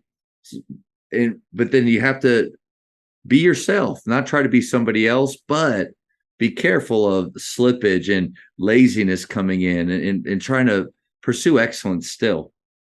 Yeah, learn from the best, but always be yourself. You've mentioned a few guys that unfortunately can't go watch their practices anymore. What are some people now that you would say, like, Coach, this is one that you got to go see while you can? Jim Boone. Jim Boone is one of the absolute best practice coaches I've ever been around. And by the, what I'm thinking about, it doesn't have to be a big time BCS coach, Right. There's some high school coaches I would go watch. Some of the small college, the mid majors. Tom Izzo would be right up at the list. Bennett at Virginia would be at the list. Gino at UConn. What about some smaller coaches, like you said, that maybe some names that not everybody would know? Well, one guy you mentioned earlier that I think is just an excellent teacher is Doug Novak. Yep. And he's a very detailed guy. He's also a guy who he runs a great practice. He has a great understanding of concepts, both offense and defense. And I think watching small college guys, because they especially if you're a high school coach, because small college, I'm telling we got 10-man staff here at LSU. I just went down and saw Jim. He's got 25 players and 2 assistant coaches, and he's not worried at all. I mean, he's organized. He knows how he's going to break it down and work with it and all that.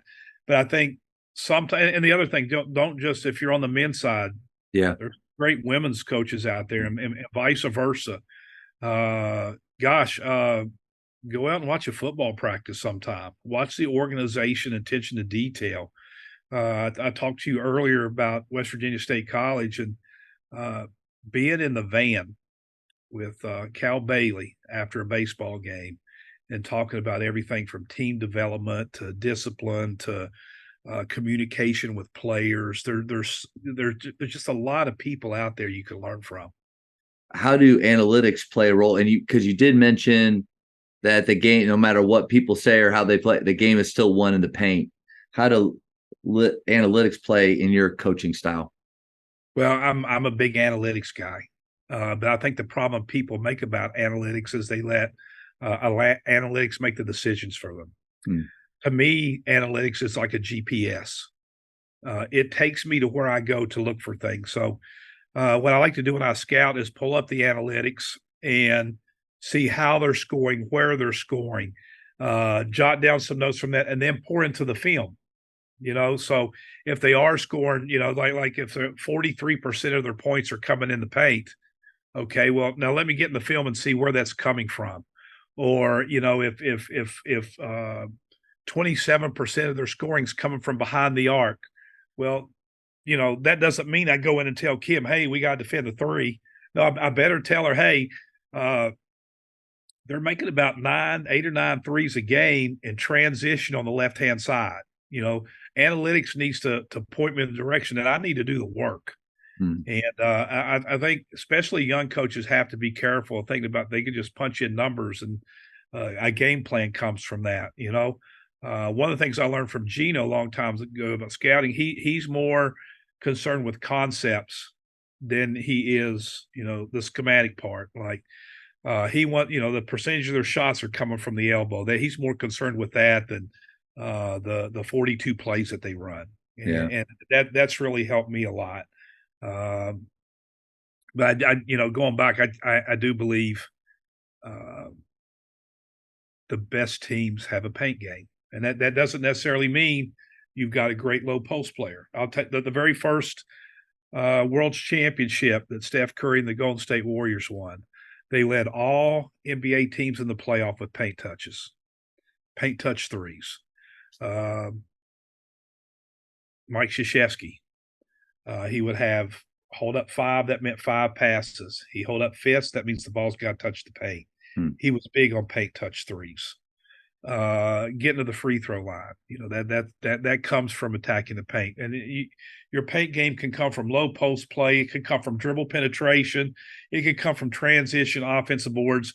And that's not to say you can't have a mid-range game and a 3-point game. Probably the guy in our game that's known for the 3-point shot right now is Mike Neighbors at Arkansas. Nobody is getting the ball up quicker and getting threes up more than Mike. Well, let me tell you something. Nobody's getting the ball to the rim better than Mike. Yeah. It's a 3. It's at the rim. So he's using one to set up the other and vice versa. So I think paint plays really important. But back to your point is analytics gives you hints and clues. They don't give you answers. And I think that's really important for young coaches to know. I think that's maybe a danger too in having a style of play or a system that's based on a certain amount of this you have to get, a certain amount of this equals that. Like I really looked at the Grinnell system for a long time. I think Coach Arsenault there is some genius there.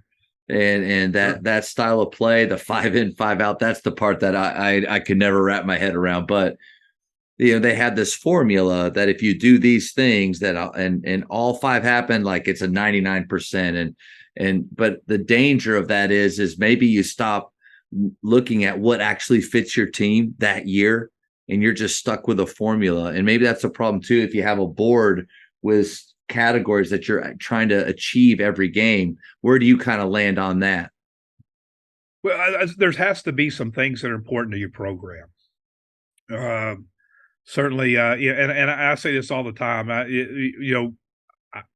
I could have said this 100 years ago, and I could live to be 400 years old, and we could do this thing again. I'm still going to tell you that the two most important things for successful basketball is taking care of the ball and rebounding. And the reason why is because that equals possessions. Hmm. If I'm turning the ball over, I'm not getting shots. If I'm letting the other team beat me on the boards, they're getting more shots.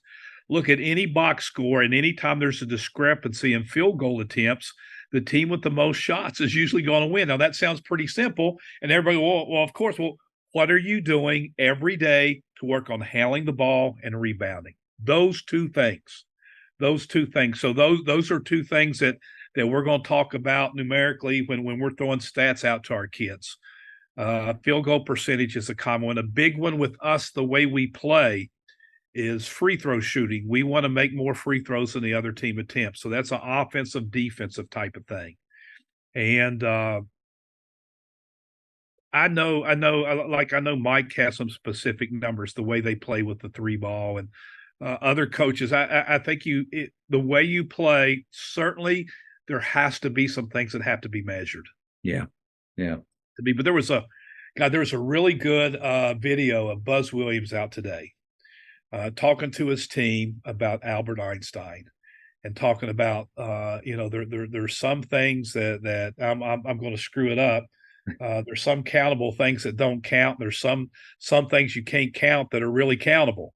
And what he was talking about is the little things that make a possession important, whether it's offensively or defensively. We can chart an assist, but a screen, a cut, ball. You just can't chart everything. But I do think there's a few things numerically that, if that's really, really important to your team, I think it's important to chart.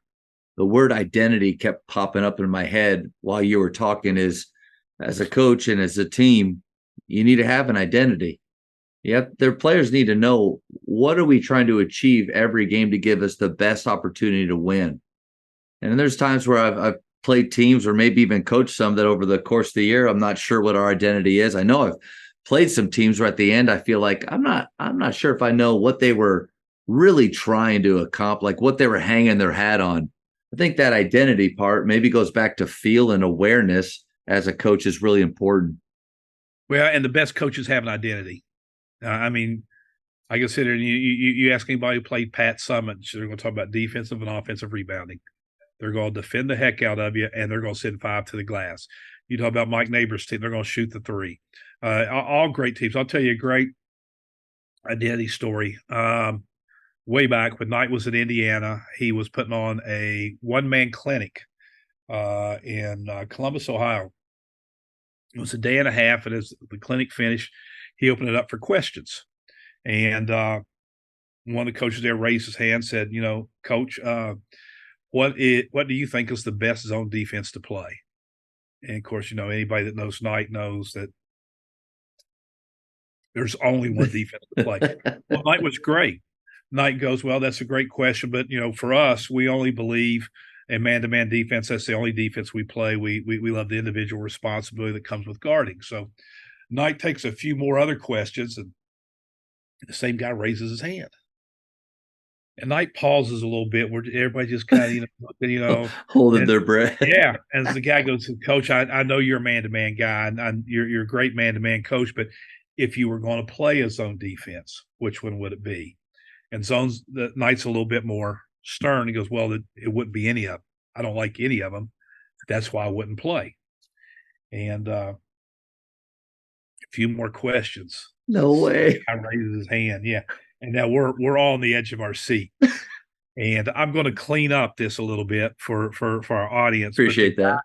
The guy says, Coach, if the NCAA passed a rule that you had to play zone defense, what would it be? And Knight said, I'd freaking quit. Now don't raise your freaking hand again. And it's obviously a funny story, but that's who they are. Identity. Now, if he's saying that, you better know the players feel That's right. This is who the heck we are. we're a man-to-man team. And maybe you're not. Maybe you're a zone team. There's some great zone coach, or maybe you're a transition team. But good teams have an identity in the way they play, and they take pride in that, and everybody knows what it is. What a great activity with your teams, or next time you're with them, is for coaches to ask their players, on the floor, like, what are we about? Yep. What's our identity as a team? When people watch us play, what do they take away from that? What are the things that others would think we hold really important and dear to us? I'd be interested to see.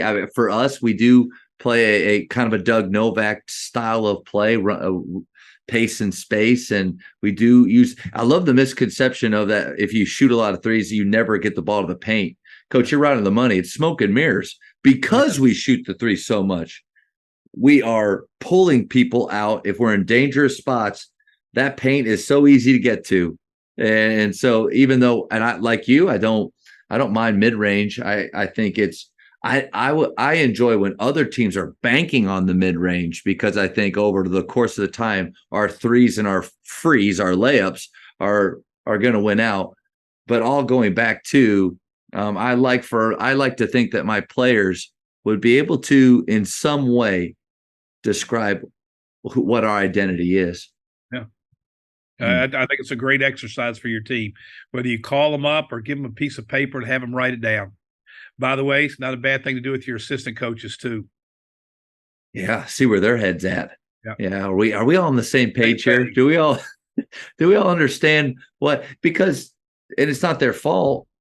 Maybe they played a different style, had worked for other coaches, have another philosophy. Well, maybe that's important in the hiring process, is to, hey, this is our identity. Are you good with that? Because like when you shoot a lot of threes, coach, and especially if you're talking about shot scale and not looking up at that clock, not thinking about what had just happened in the past, like how do you get shooters to shoot courageously? NATO, we're not attached to the outcome. You just missed 9 in a row, but you know what? All the training we've done, percentages say the next one's in. It's hard for parents to watch that sometimes. It's hard for assistant coaches if they don't believe in that. When they're thinking, golly, can we do something different? No. We're going to stay the course. We're going to shoot that next one because we believe. Yep. Know who you are and be who you are. Coach, another Tom quote. I got to keep going. Classic. Yeah. Be who you is, because if you is who you ain't who you is. It's one of Coach Meyer's all-time favorites. Just a crazy way to say be yourself. Coach, how do you get to the point where all these quotes that you have, and you're going back a long ways to clinics that you were at, how do you get to where they come to your mind, so quick, and you're able to articulate them that way? Well, I think the ones that I'm able to do that with are the ones that have just resonated with me, that have had a message or a purpose. I can promise you it. I just turned 64 a few days ago. There's times where I'm trying to remember a quote and it won't come to me. So thank God for Google search. That's right. But there's certainly the ones who have impacted me, or things that I've used with my team. You get any team that's been around a coach and they're going to be able to mimic and repeat some of the classic phrases. We talked about this earlier. One of my absolute favorites I've got from Don Myers: be an NBA player, next best action. Yeah. And I use that every single day in practice. Somebody will make a turnover, and I say, be NBA, be an NBA player. Next best action. By the way, that's not just a mistake. That's a good thing. Sometimes players make a good play. And they say, they're doing all this stuff, and celebrating, looking for mom and pop. So what I love is when we're in a game and a kid makes a mistake, and I hear 5 kids on the bench yell, NBA. Man, that's good. Yeah. So I love things that resonate with me for a reason. It's kind of a lot of them seem to come from Coach Meyer. That's not surprising though. I think so much of culture, it's not just a slogan or an acronym or something you have on a T-shirt, something you have on your wall. There's nothing wrong with that stuff. But so much of it is the actual language that you use as a team. And I know we've hit that a bunch, but like that NBA, the next best action, when your players, PGC was so great with the sticky language. And I would say when my guys attend a PGC session, they come back like, Coach, we had heard all that stuff, because it sticks with you. But like things like that, I mean, to me, when the other players are saying those phrases, then culture is alive and moving. I do. But you said something I thought that was pretty good. When your kids came back from PGC, they already knew it, and that means it stuck with them. And I think that I think verbiage, phrases, wording. Number one, it has to stick, and then the second thing, it has to lead to action. If it resonates with them and gets them to do something positive, then that's good stuff. Love what you said about Coach Knight speaking so clearly in practices and getting his point across. And one of my things is coaching tweets. Some coach said that, like, coaching little sound bites. And a thing that I've heard a lot of coaches say that you should do, something they did at PGC when I was directing, is that we'd get evaluated. They would time how long we took to demonstrate or to put in a drill or to get our point across. For coaches, especially high school coaches, get a lapel mic and record yourself throughout and just see how much is filler. See how many times you're repeating the same thing over and over when just one time is good enough. That's been it's hurt my pride and my ego, that's for sure. Yeah, it's got you better. Here's one. Rick Pitino, 7-second correction.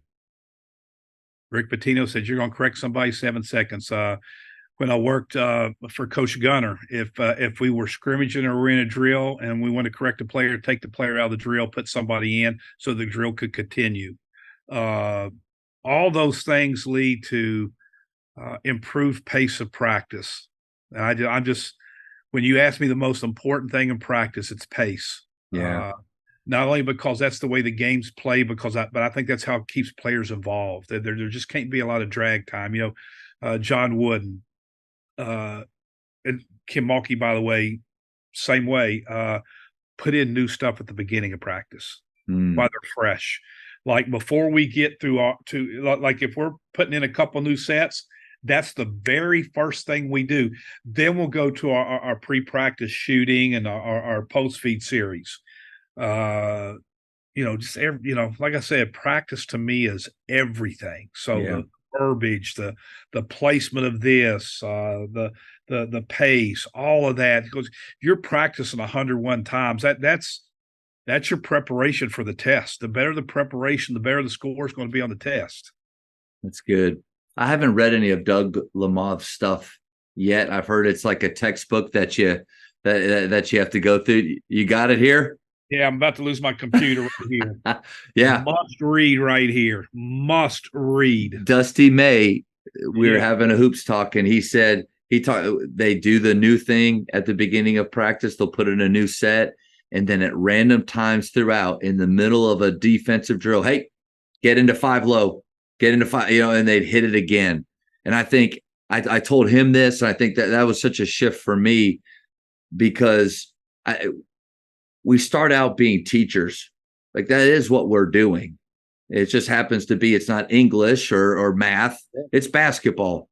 But how often do we continue to stay current with the best teaching practices? And you've mentioned it a little bit, and because I'm guilty of, hey, new out of bounds play, we put it in, I don't hit it again, even in live time. But then 3 nights later, they're down the baseline, 5 low, and I get 5 sets of eyes looking at me, and then we worked on this. No, you didn't. Like, you did it for 5 seconds 4 days ago. We got to continue to hit it. And he mentioned that, Doug Lamont, which obviously you're holding it in your hands. He also wrote the book Perfect Practice, which I can't recommend enough. He's just excellent teaching. By the way, your slobs, your blobs, your late game situations, Kim does at the end of the practice. But she does it like this. So maybe we're working 5-on-4 shell defense, and we in it for 4 minutes, and she'll just stop. And our managers will already be ready for it. But she'll say 17 seconds, purple ball on the side. We're running blue one down, and they got to hurry up and do it. And they'll do it one down, and then we'll go back to 5-on-4. Brilliant. So, or we'll be working on our press defense for 2 or 3 minutes, and she'll stop and she'll say, okay, Angel one lob, and that's an inbounds play, and we got to hurry up and run down there. So she likes doing inbounds plays and late game situations. So she'll put one, like, she wants that to be chaotic and on the run to see how they respond. There's 2 things that I hope I always keep, and I really have felt them from you throughout this talk. One is curiosity. Like Ted Lasso, it's such a fun show to watch, and he talks about how I don't stop to the manager's ex-husband. I just don't feel like you're a very curious person. Like, what a slap right there. I want to stay curious, but then also humility. Like, I want to stay humble. Coach, these talks, they keep me humble, because you start to think, I mean, just a 5A TAPS, which is a small private school coach, but you start to think after a few years, I'm getting the hang of this.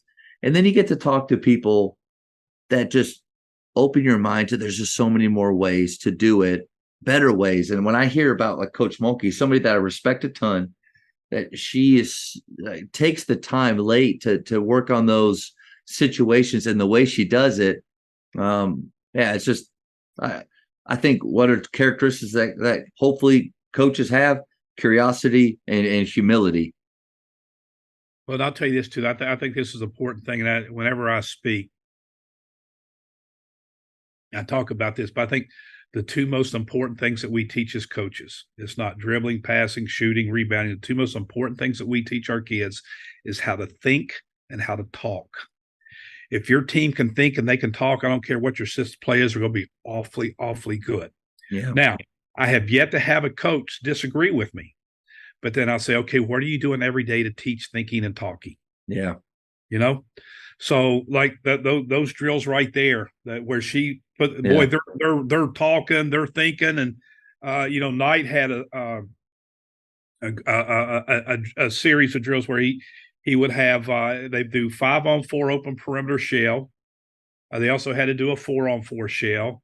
They did a 5-on-5 change series. They had like 5, so he had something that he would call chaos, and he would just yell 5-on-4 change red ball, and they would play one possession. Then he'd yell 4-on-4 change half court white ball, and so all the, and you have to decide if you had 5 on the floor, now you got a 4, you got to hurry up and pick.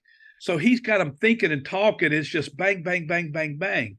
So, and I'm not saying that's what every coach needs to do, but if you're not incorporating thinking and talking, you're really missing 2 big time elements to being the best you can be. So, Coach, you're saying that me or any coach is walking down the sideline saying, hey, we need to talk more. We need to talk more. You're saying that's not enough?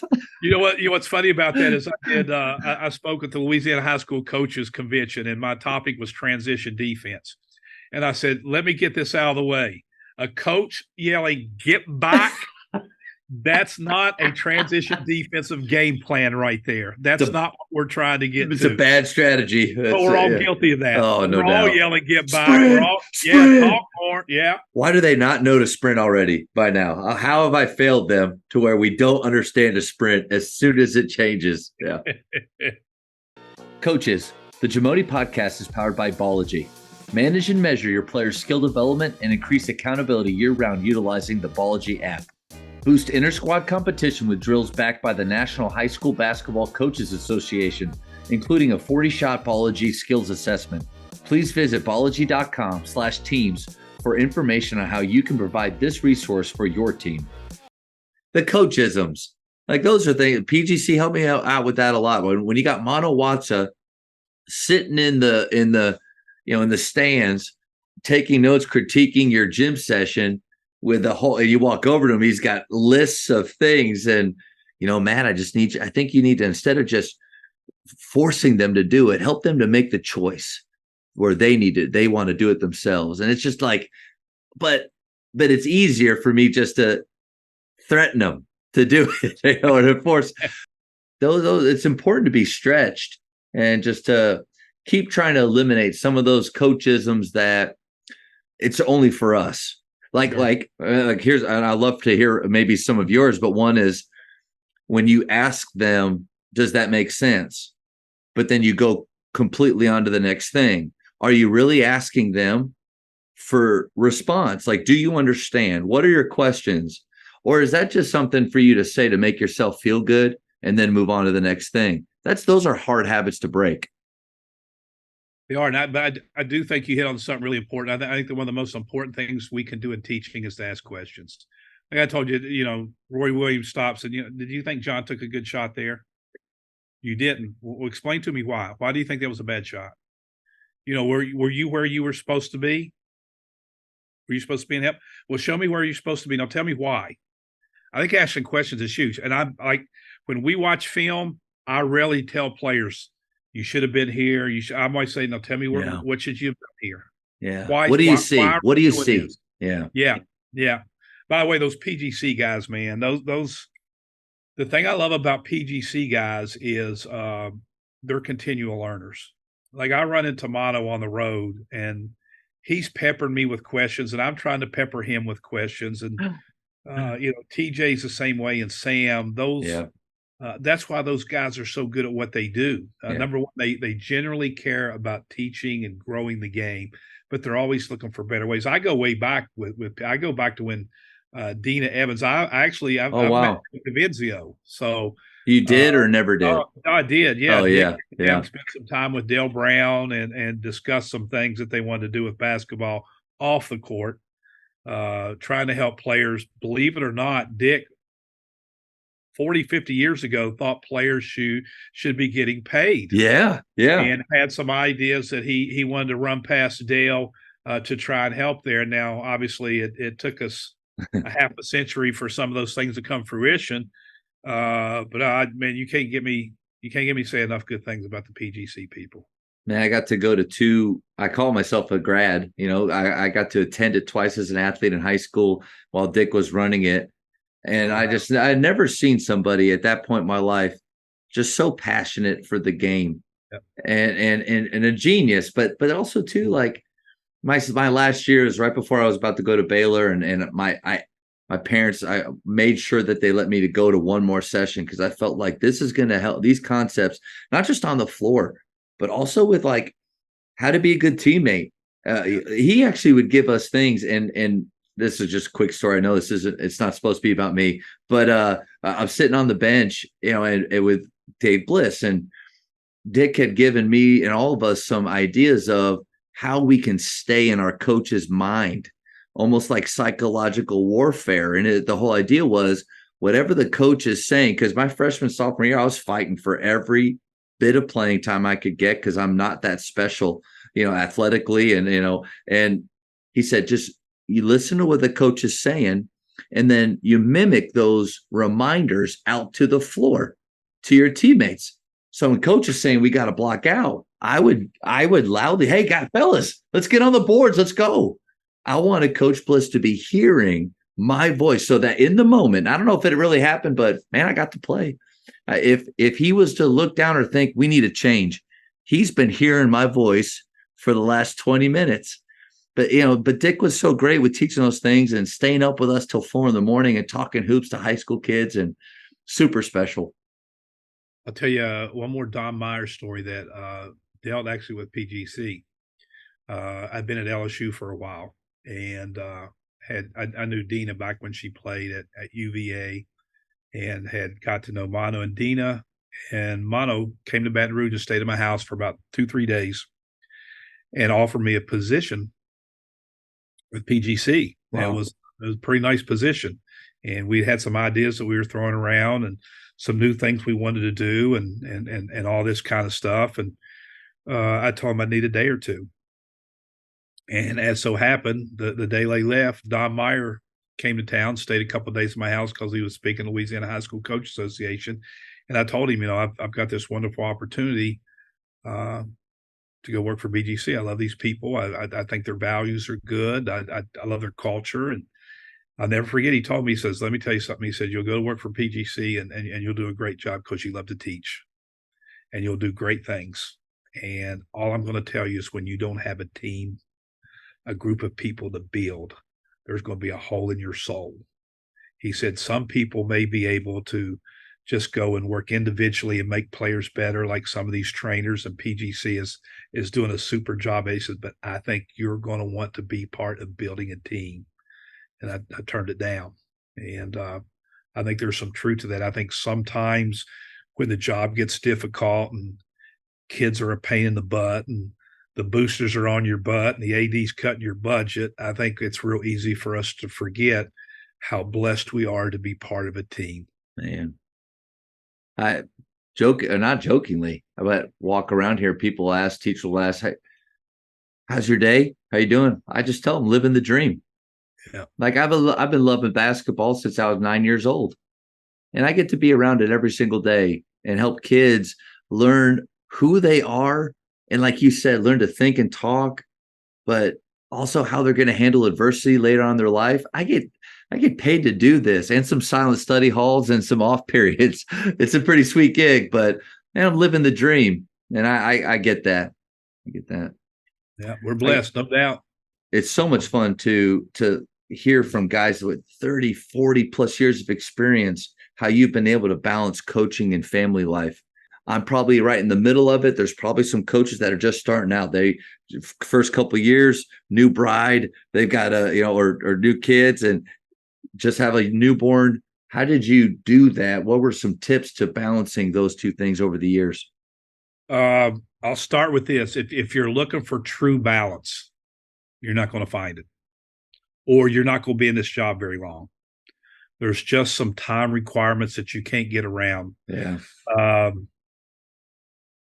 I think it's important, if you can, that when you're involved in a relationship with your spouse or partner, that they understand that. I think that needs to be the first part. I'll tell you this and I'm going to backtrack in a minute. When I'm at work, I'm at work. When I'm not at work, I'm home. I'm not going out on a fishing trip with the boys. I'm not stopping at the bar. I'm not watching Monday Night Football. I'm home. I'm home. And I've gotten so much better. I'll be honest with you. When I first made my run at LSU, this is my second tour of duty here. I went 8 straight summers without going on vacation. My wife went on vacation with her friends, with her family. I didn't. I would spend 2 nights a week in the office. So we played Thursday, Sunday. Thursday after the game, I'm in the office breaking down film, doing scouts, all that. Finished up about 5 o'clock in the morning, walk down the hall, shower, come back in my office, start the day. Did that 2 times a week. Worked on Christmas Day. We would open presents. We'd have our dinner at noon. Then I'd come into work. And then my wife was diagnosed with breast cancer. And that was God's way of saying, your priorities are so out of whack. So now we're 2 or 3 vacations a year. I'm not spending the night in the office. If I have extra film work, I still find a way to get home, say 8 o'clock, so I can spend a couple hours with her. And then when she goes to bed, then I pop open the laptop. I think as much as your spouse or partner will allow, involve them in the program. Sherry's going to go on some road trips. Kim Malky is the absolute best. We've got coaches' kids at practice, coaches' kids on the plane. Her grandkids are there. One of the most iconic pictures was the day before we played Iowa for the national championship. Our photographer took a picture of her on the floor in the hotel ballroom playing with other coaches' kids before we met our team to go over Iowa Scout. Yeah. But get them involved. One of the things we do with our kids is my wife and I, we don't have kids. So every year we invite the team out to decorate our Christmas tree. We have Mardi Gras night at our house. So they come and Sherry's putting the beads on them and we're cooking jambalaya and gumbo. We'll have a couple cookouts in the summer that Sherry puts on. So she gets really involved with them, and that helps. But I'm probably a bad guy to ask because I was abusive in terms of trying to find balance early. I used the this is what I need to be successful, honey, so we can pay the bills and live the lifestyle.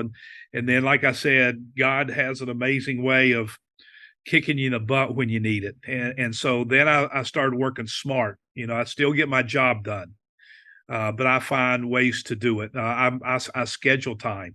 Like I told you, I schedule on Sunday. Well, I'm gonna find a night on there that we're gonna go to dinner, and that may not sound like the most romantic thing, but I schedule dinner, and More she's than gonna be most, the probably. front. Yeah. And we talked earlier about fighting for your culture. You have to fight for that balance, and it's got to be more difficult for those coaches who have kids. But I've heard Kim. We have a coach with a kid who was in a play, and Kim found out about it, and it was during one of our evening practices. And Kim said, "If I see you at practice, I'll fire you. Go watch your kid." So, Wow. if you can find a program that cares about family, that will help you with your balance too. Coach, thank you for sharing that. I think super impactful. My neighbors, interestingly enough, I asked him that question. He said, don't try to have Yeah, balance. You can't do it. And it's so not true balance. yeah, true balance. And, my wife and I are both in our second go arounds. Yeah. We have she has a 17-year-old, I have a 15-year-old. So we're, all kind of working together. But one thing she told me, her dad was a football coach for 35 years, just passed away almost a year ago. And she told me that she knew what I did, coaching and how important it was. But she said that she just never wanted to be second. Yeah. She never wanted to feel that way. She had seen it growing up. She had felt it a little bit in her previous, and we've had a pretty nice go at it for the last 12 years. But the times where there has been any tension at all is when she started to feel second. And I love the fact that she tells the truth and lets me know how she's feeling. And then it's that kind of kick in the butt of like, how I'm so lucky to have her. How can I put her behind anything else? And so, but to hear, you said you were not a good example. No, I think that message is really important. And we learn a lot from our failures and others. Well, let me add this too. This is something that I've been very good at from day one. I don't take work home. When I pull in the driveway, sometimes I sit in that car for about 30 seconds, but I don't care what type of event happened at practice or out of practice. Or like if I have a discipline issue with one of my kids, my wife has never heard about it. We got a situation where I may come home from practice, like, it's 6:09 here. Our kids there may be two kids sitting in my kitchen eating, so my wife has these relationships with our players. We have former players that will call and send her cards. I might not hear from them nearly as often, but I don't want her to have an opinion of one of these kids based on the fact that the kid missed class or I can't that's get her that's a good nugget. Yeah. I don't take any of it home. We things aren't going well at the office. She doesn't know about it. She will read about something bad in our program in the paper. Like so and so was suspended, and somebody will call you and goes, I don't know. He never tells me this stuff. Wow. But talk about balance though, or basically, I guess standards, just standards that you kind of created for not just the program, for how you're going to be at home. And you got to be Michael Jordan, right? You got to be in the moment. Like, and this is something I've really had to work on. Early on in our marriage, we might be having a conversation and Sherry's talking, and my mind is drifting to practice or the next game and so I've really worked hard and gotten really good at when I'm home, I am 10 toes in. I am all about whatever she needs me to be about. And it's not easy, but you got to do it. What do you do with this? Because this will keep you connected to all the stuff going on outside there. Well, I'll tell you two things. The first thing is I carry it everywhere because Kim is a texting machine. She'll start texting at 6 in the morning and she won't stop till midnight.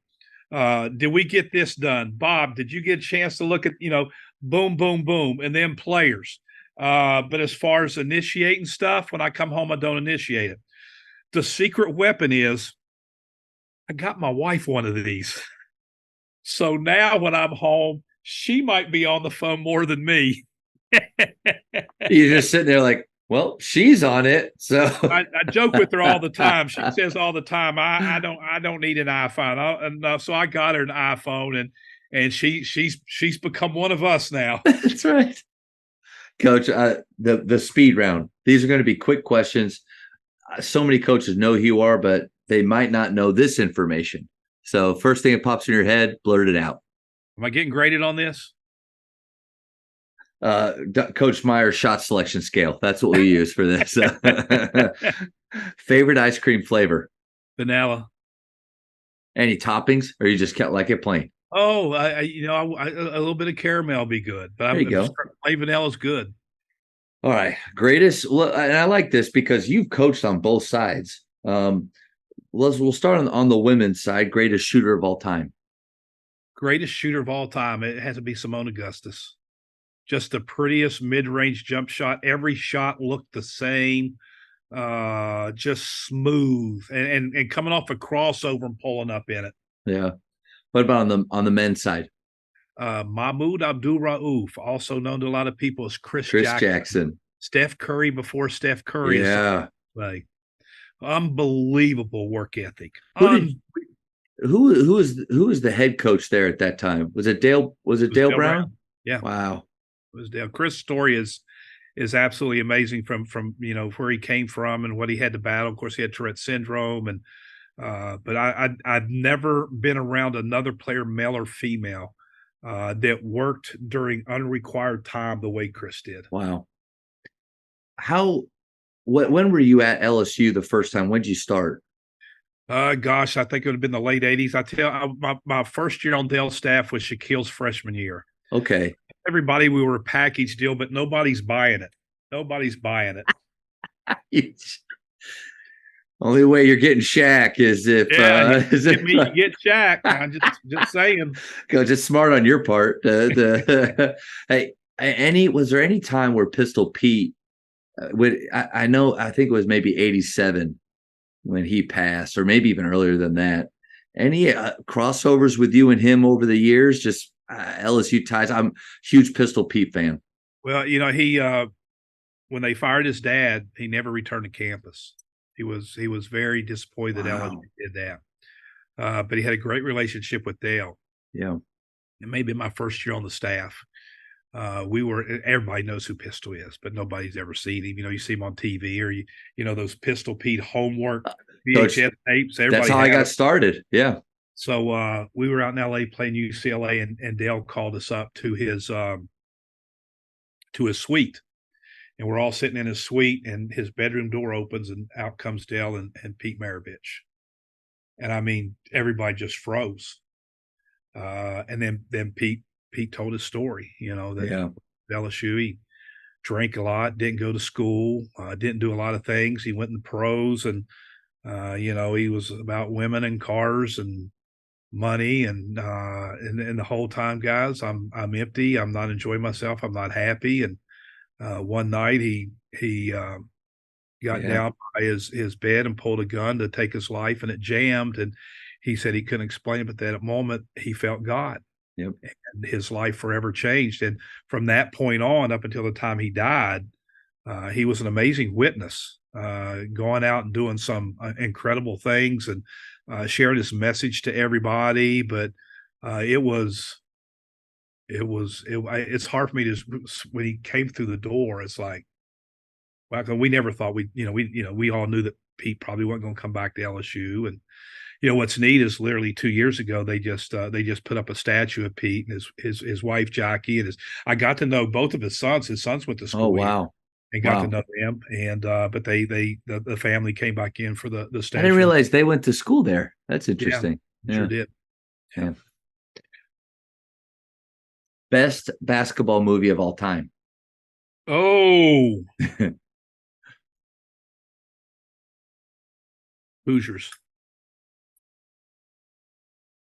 Hoosiers. That's a good question. Best basketball movie. I have a favorite sports movie that's not a basketball Okay, movie. what is it? Miracle. Oh, Uh, yeah.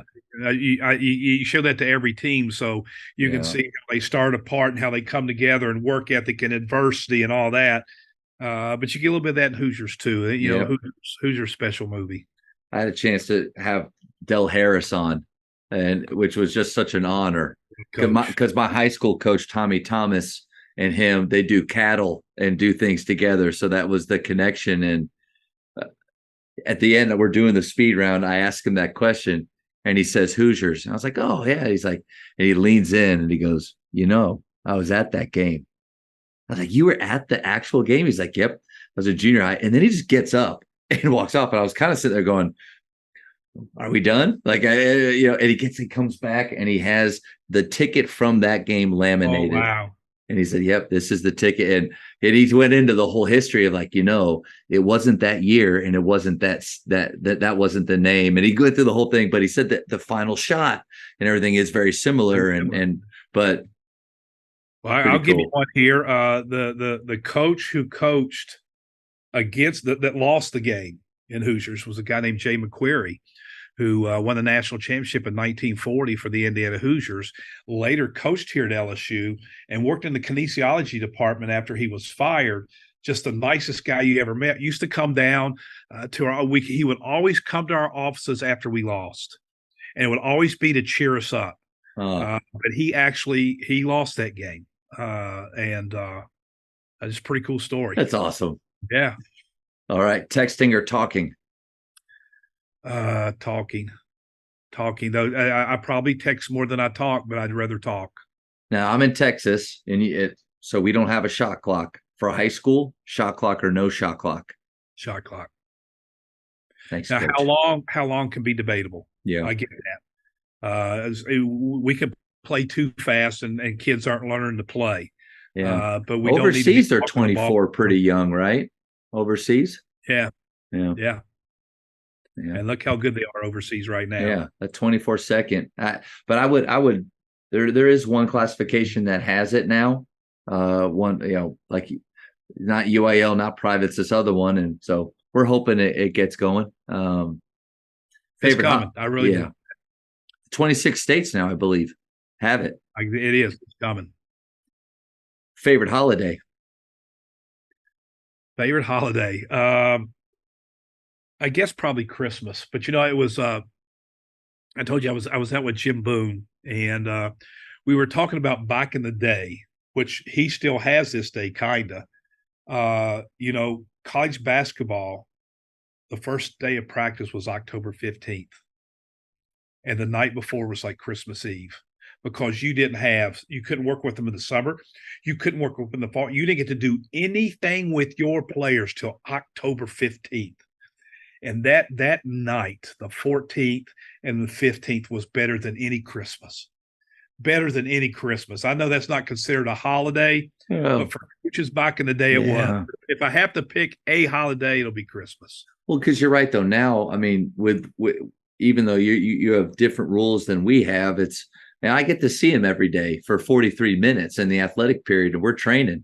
So obviously, after school practice is special and getting deeper within some concepts, but it's not like I'm excited to see you guys. Like, it's new. They're kind of thinking, well, here he is again. Yeah, Jim asked me, he said, it was exciting. He said, do you miss it? And I said, no, I'd rather work out with my players in the summer and the fall. That's fair, yeah. Up 3 on defense with 7 seconds left, foul or no foul? Foul.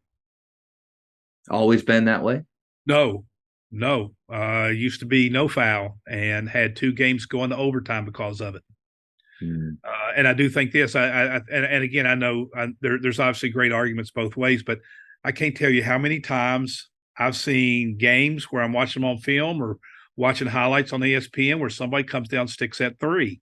But I have never, and I'm sure it's happened, but I've never seen anybody hit the first free throw, miss the second one, tip it back and hit it. I've never seen that. Oh, yeah. Now, I think you have to work on it. It's not enough just to tell your kids to foul or don't foul.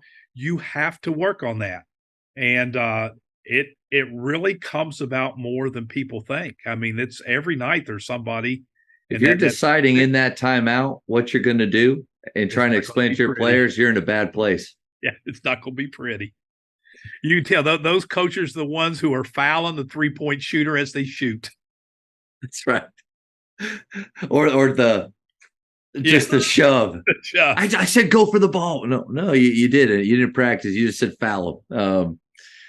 What book would you give someone? I know it's going to be hard for you. Oh, the most influential book I've ever read is The 7 Habits of Highly Effective People by Stephen Covey. And whether you're a coach, whether you're a parent, whether you're a CEO, whether you're an educator, I don't care where you are, that book is profound. Those 7 habits will make you better at anything. And I've got it here somewhere, but it is worn out. I have read it 12 times over my lifetime, and every time I get a different story. I get a different meaning out of a different passage based on where I'm at in my life. But that's to me, that's a phenomenal book. I know this is the speed round, but I want to go into that a little bit because I thought about it back when we were talking about reading with the daily habits question. And so you mentioned Kevin Eastman. He talked about how he would go through and he'd read something and he'd highlight and label different things for, like, this is a part of a talk that he wants to do. This is just a great nugget to think about later. And then you mentioned how you highlight and underline, and then you type up those things. What do you do with it then to continue to keep those concepts alive? Because I've been trying to do what you do. Everything I've highlighted, underlined, or important, I have written down. I print out that sheet, I put it in the book. But how do I keep going? I want those concepts to stay with me, especially those ones that really apply. What do you do? Well, I label them like so. So if I read a passage or a quote or something I think is good for my team, I'll put a T beside it.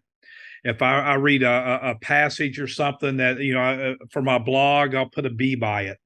If it's something I may want to use for a clinic, I'll put a C, and then I'll copy and paste those. Like I've got just a great big thing with just team stuff, or just clinic stuff, and then something that I've really gotten better at probably the last 6 or 7 years is rereading great books. And I can't stress this enough. I had somebody, it may have been Kevin, that told me the second time you read a book, it'll hit different because of where you're at. And so I just got through reading Sun Tzu's The Art of War. That's probably my 5th time reading that book. But I've got. Coach, do you read that one cover to cover, or do you go through it a little bit? Because there's some of the stuff with the histories and things that are just hard for me to get into. But the thing with The Art of War, it depends. Like here's mine. It's you could tell it's been through it. Coach, that's your first time. That's your first time opening it, right? This is not the thick one. There's probably okay 50 Art of War books out there that are interpreted different. This doesn't have all the history or this is just his stuff. His stuff. Yeah. So now I've got 4 or 5 of them. I've got a couple of big copies like you, but this is my favorite copy because it's just the nuts and bolts. Who is the author of that one? The name at the bottom? The name at the bottom? James Clavell's the translator. Okay. James Clavell. And I'll tell you why I picked James Clavell, because Bob Knight said so at a clinic about 40 years ago. If it's good enough for him, you got to be okay for me. Name one bucket list item you still need to do. I want to go vacation in Jost Van Dyke. Okay. It's a very small island in the Caribbeans. Any listeners out there in No Shoes Nation that are followers of Kenny Chesney will know all about Jost Van Dyke. It's funny. That's why it went. Yeah. I went 8 years without ever going on vacation, and now I'm so addicted to the beach and the beach life. My wife, we've traveled all over the Caribbean. We've been to so many places. We actually own a place now on the beach in Perdido Key. But Kenny, and a lot of this is Kenny's music. Wow. Has inspired me to enjoy the beach life and all that. And he's probably written 4 or 5 times about Jost Van Dyke. You can't fly there. You fly into Tortola, and then you have to take a boat into Yost. There's no Oh resorts here. man, You're staying in these little huts and everything, but I'm pretty obsessed with that. that's I awesome. find my way down there. Okay, I have two more. If you take in caffeine, what's your way of drinking it? Pepsi Max. It's not a Pepsi, coffee guy. not a coffee guy at all. Love Pepsi Max. Have been on the Pepsi Max. Greg Brown used to teach at UCF. He would come in and I'd have my vitamins and I'd be taking them with Pepsi Max. He goes, you're sending mixed signals to your body. Here's some sugar to go along with my Well, vitamins. here's the thing: Pepsi Max is zero free, Oh yeah, and but it does have a higher caffeine amount than Mountain Dew. wow, because Mountain Dew is about a little bit over 100 grams. I've been looking at that stuff because I got off of coffee. To anybody that's listened to the first year or so, I would always ask the question, "How do you take your coffee?" I wouldn't ask that, and it was messing with my reflux, with my digestion, and so I stopped. But I take some other things, and then the idea of the artificial sweeteners, people didn't want to know all this stuff, but we're just going to go there. The artificial sweeteners, there's all this really negative stuff about it, how it's going to do this and that to you. But a guy named Greg Doucette, he did a video on it where the amount of artificial sweeteners you would have to take in a day over 20 years, it equates to about 18 Diet Cokes a day over 20 years. Then it might do something to you. But those artificial sweeteners, they're on the same list with air, with the sun, and with aloe.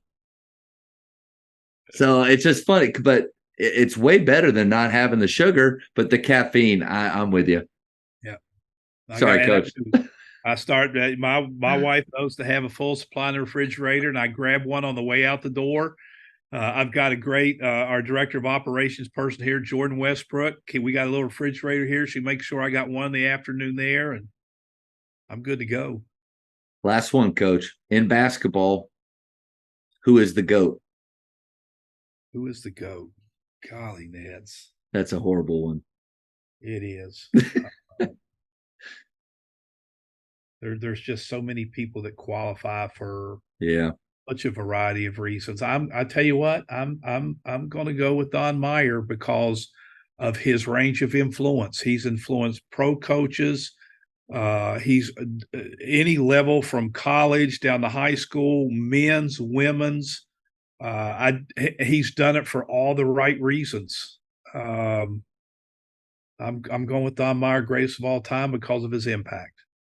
Coach, I hope you know this. That question about the bucket list item, as far as me doing this podcast thing, which I feel like I'm just a high school coach that also likes podcasts. I don't know, I'm a podcaster, but getting to do this talk with you is a bucket list item for me, because indirectly you've influenced me a lot, and probably a lot of other coaches. I got to see listen to you at TABC one time, but just the amount of stuff that I've watched or listened to, followed you in all the years that you've coached.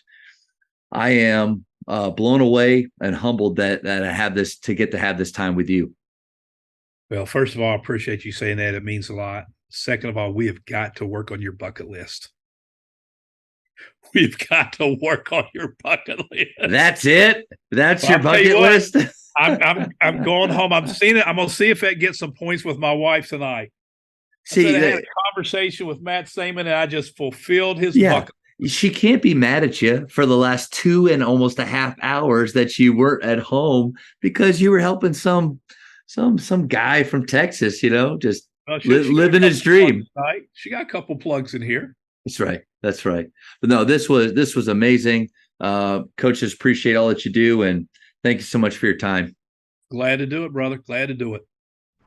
Thank you for checking out today's episode. Please take a moment to subscribe to this podcast, share it with your fellow coaches, and find us on social media for what's coming up next on the Jamodi Podcast. It's just a matter of doing it.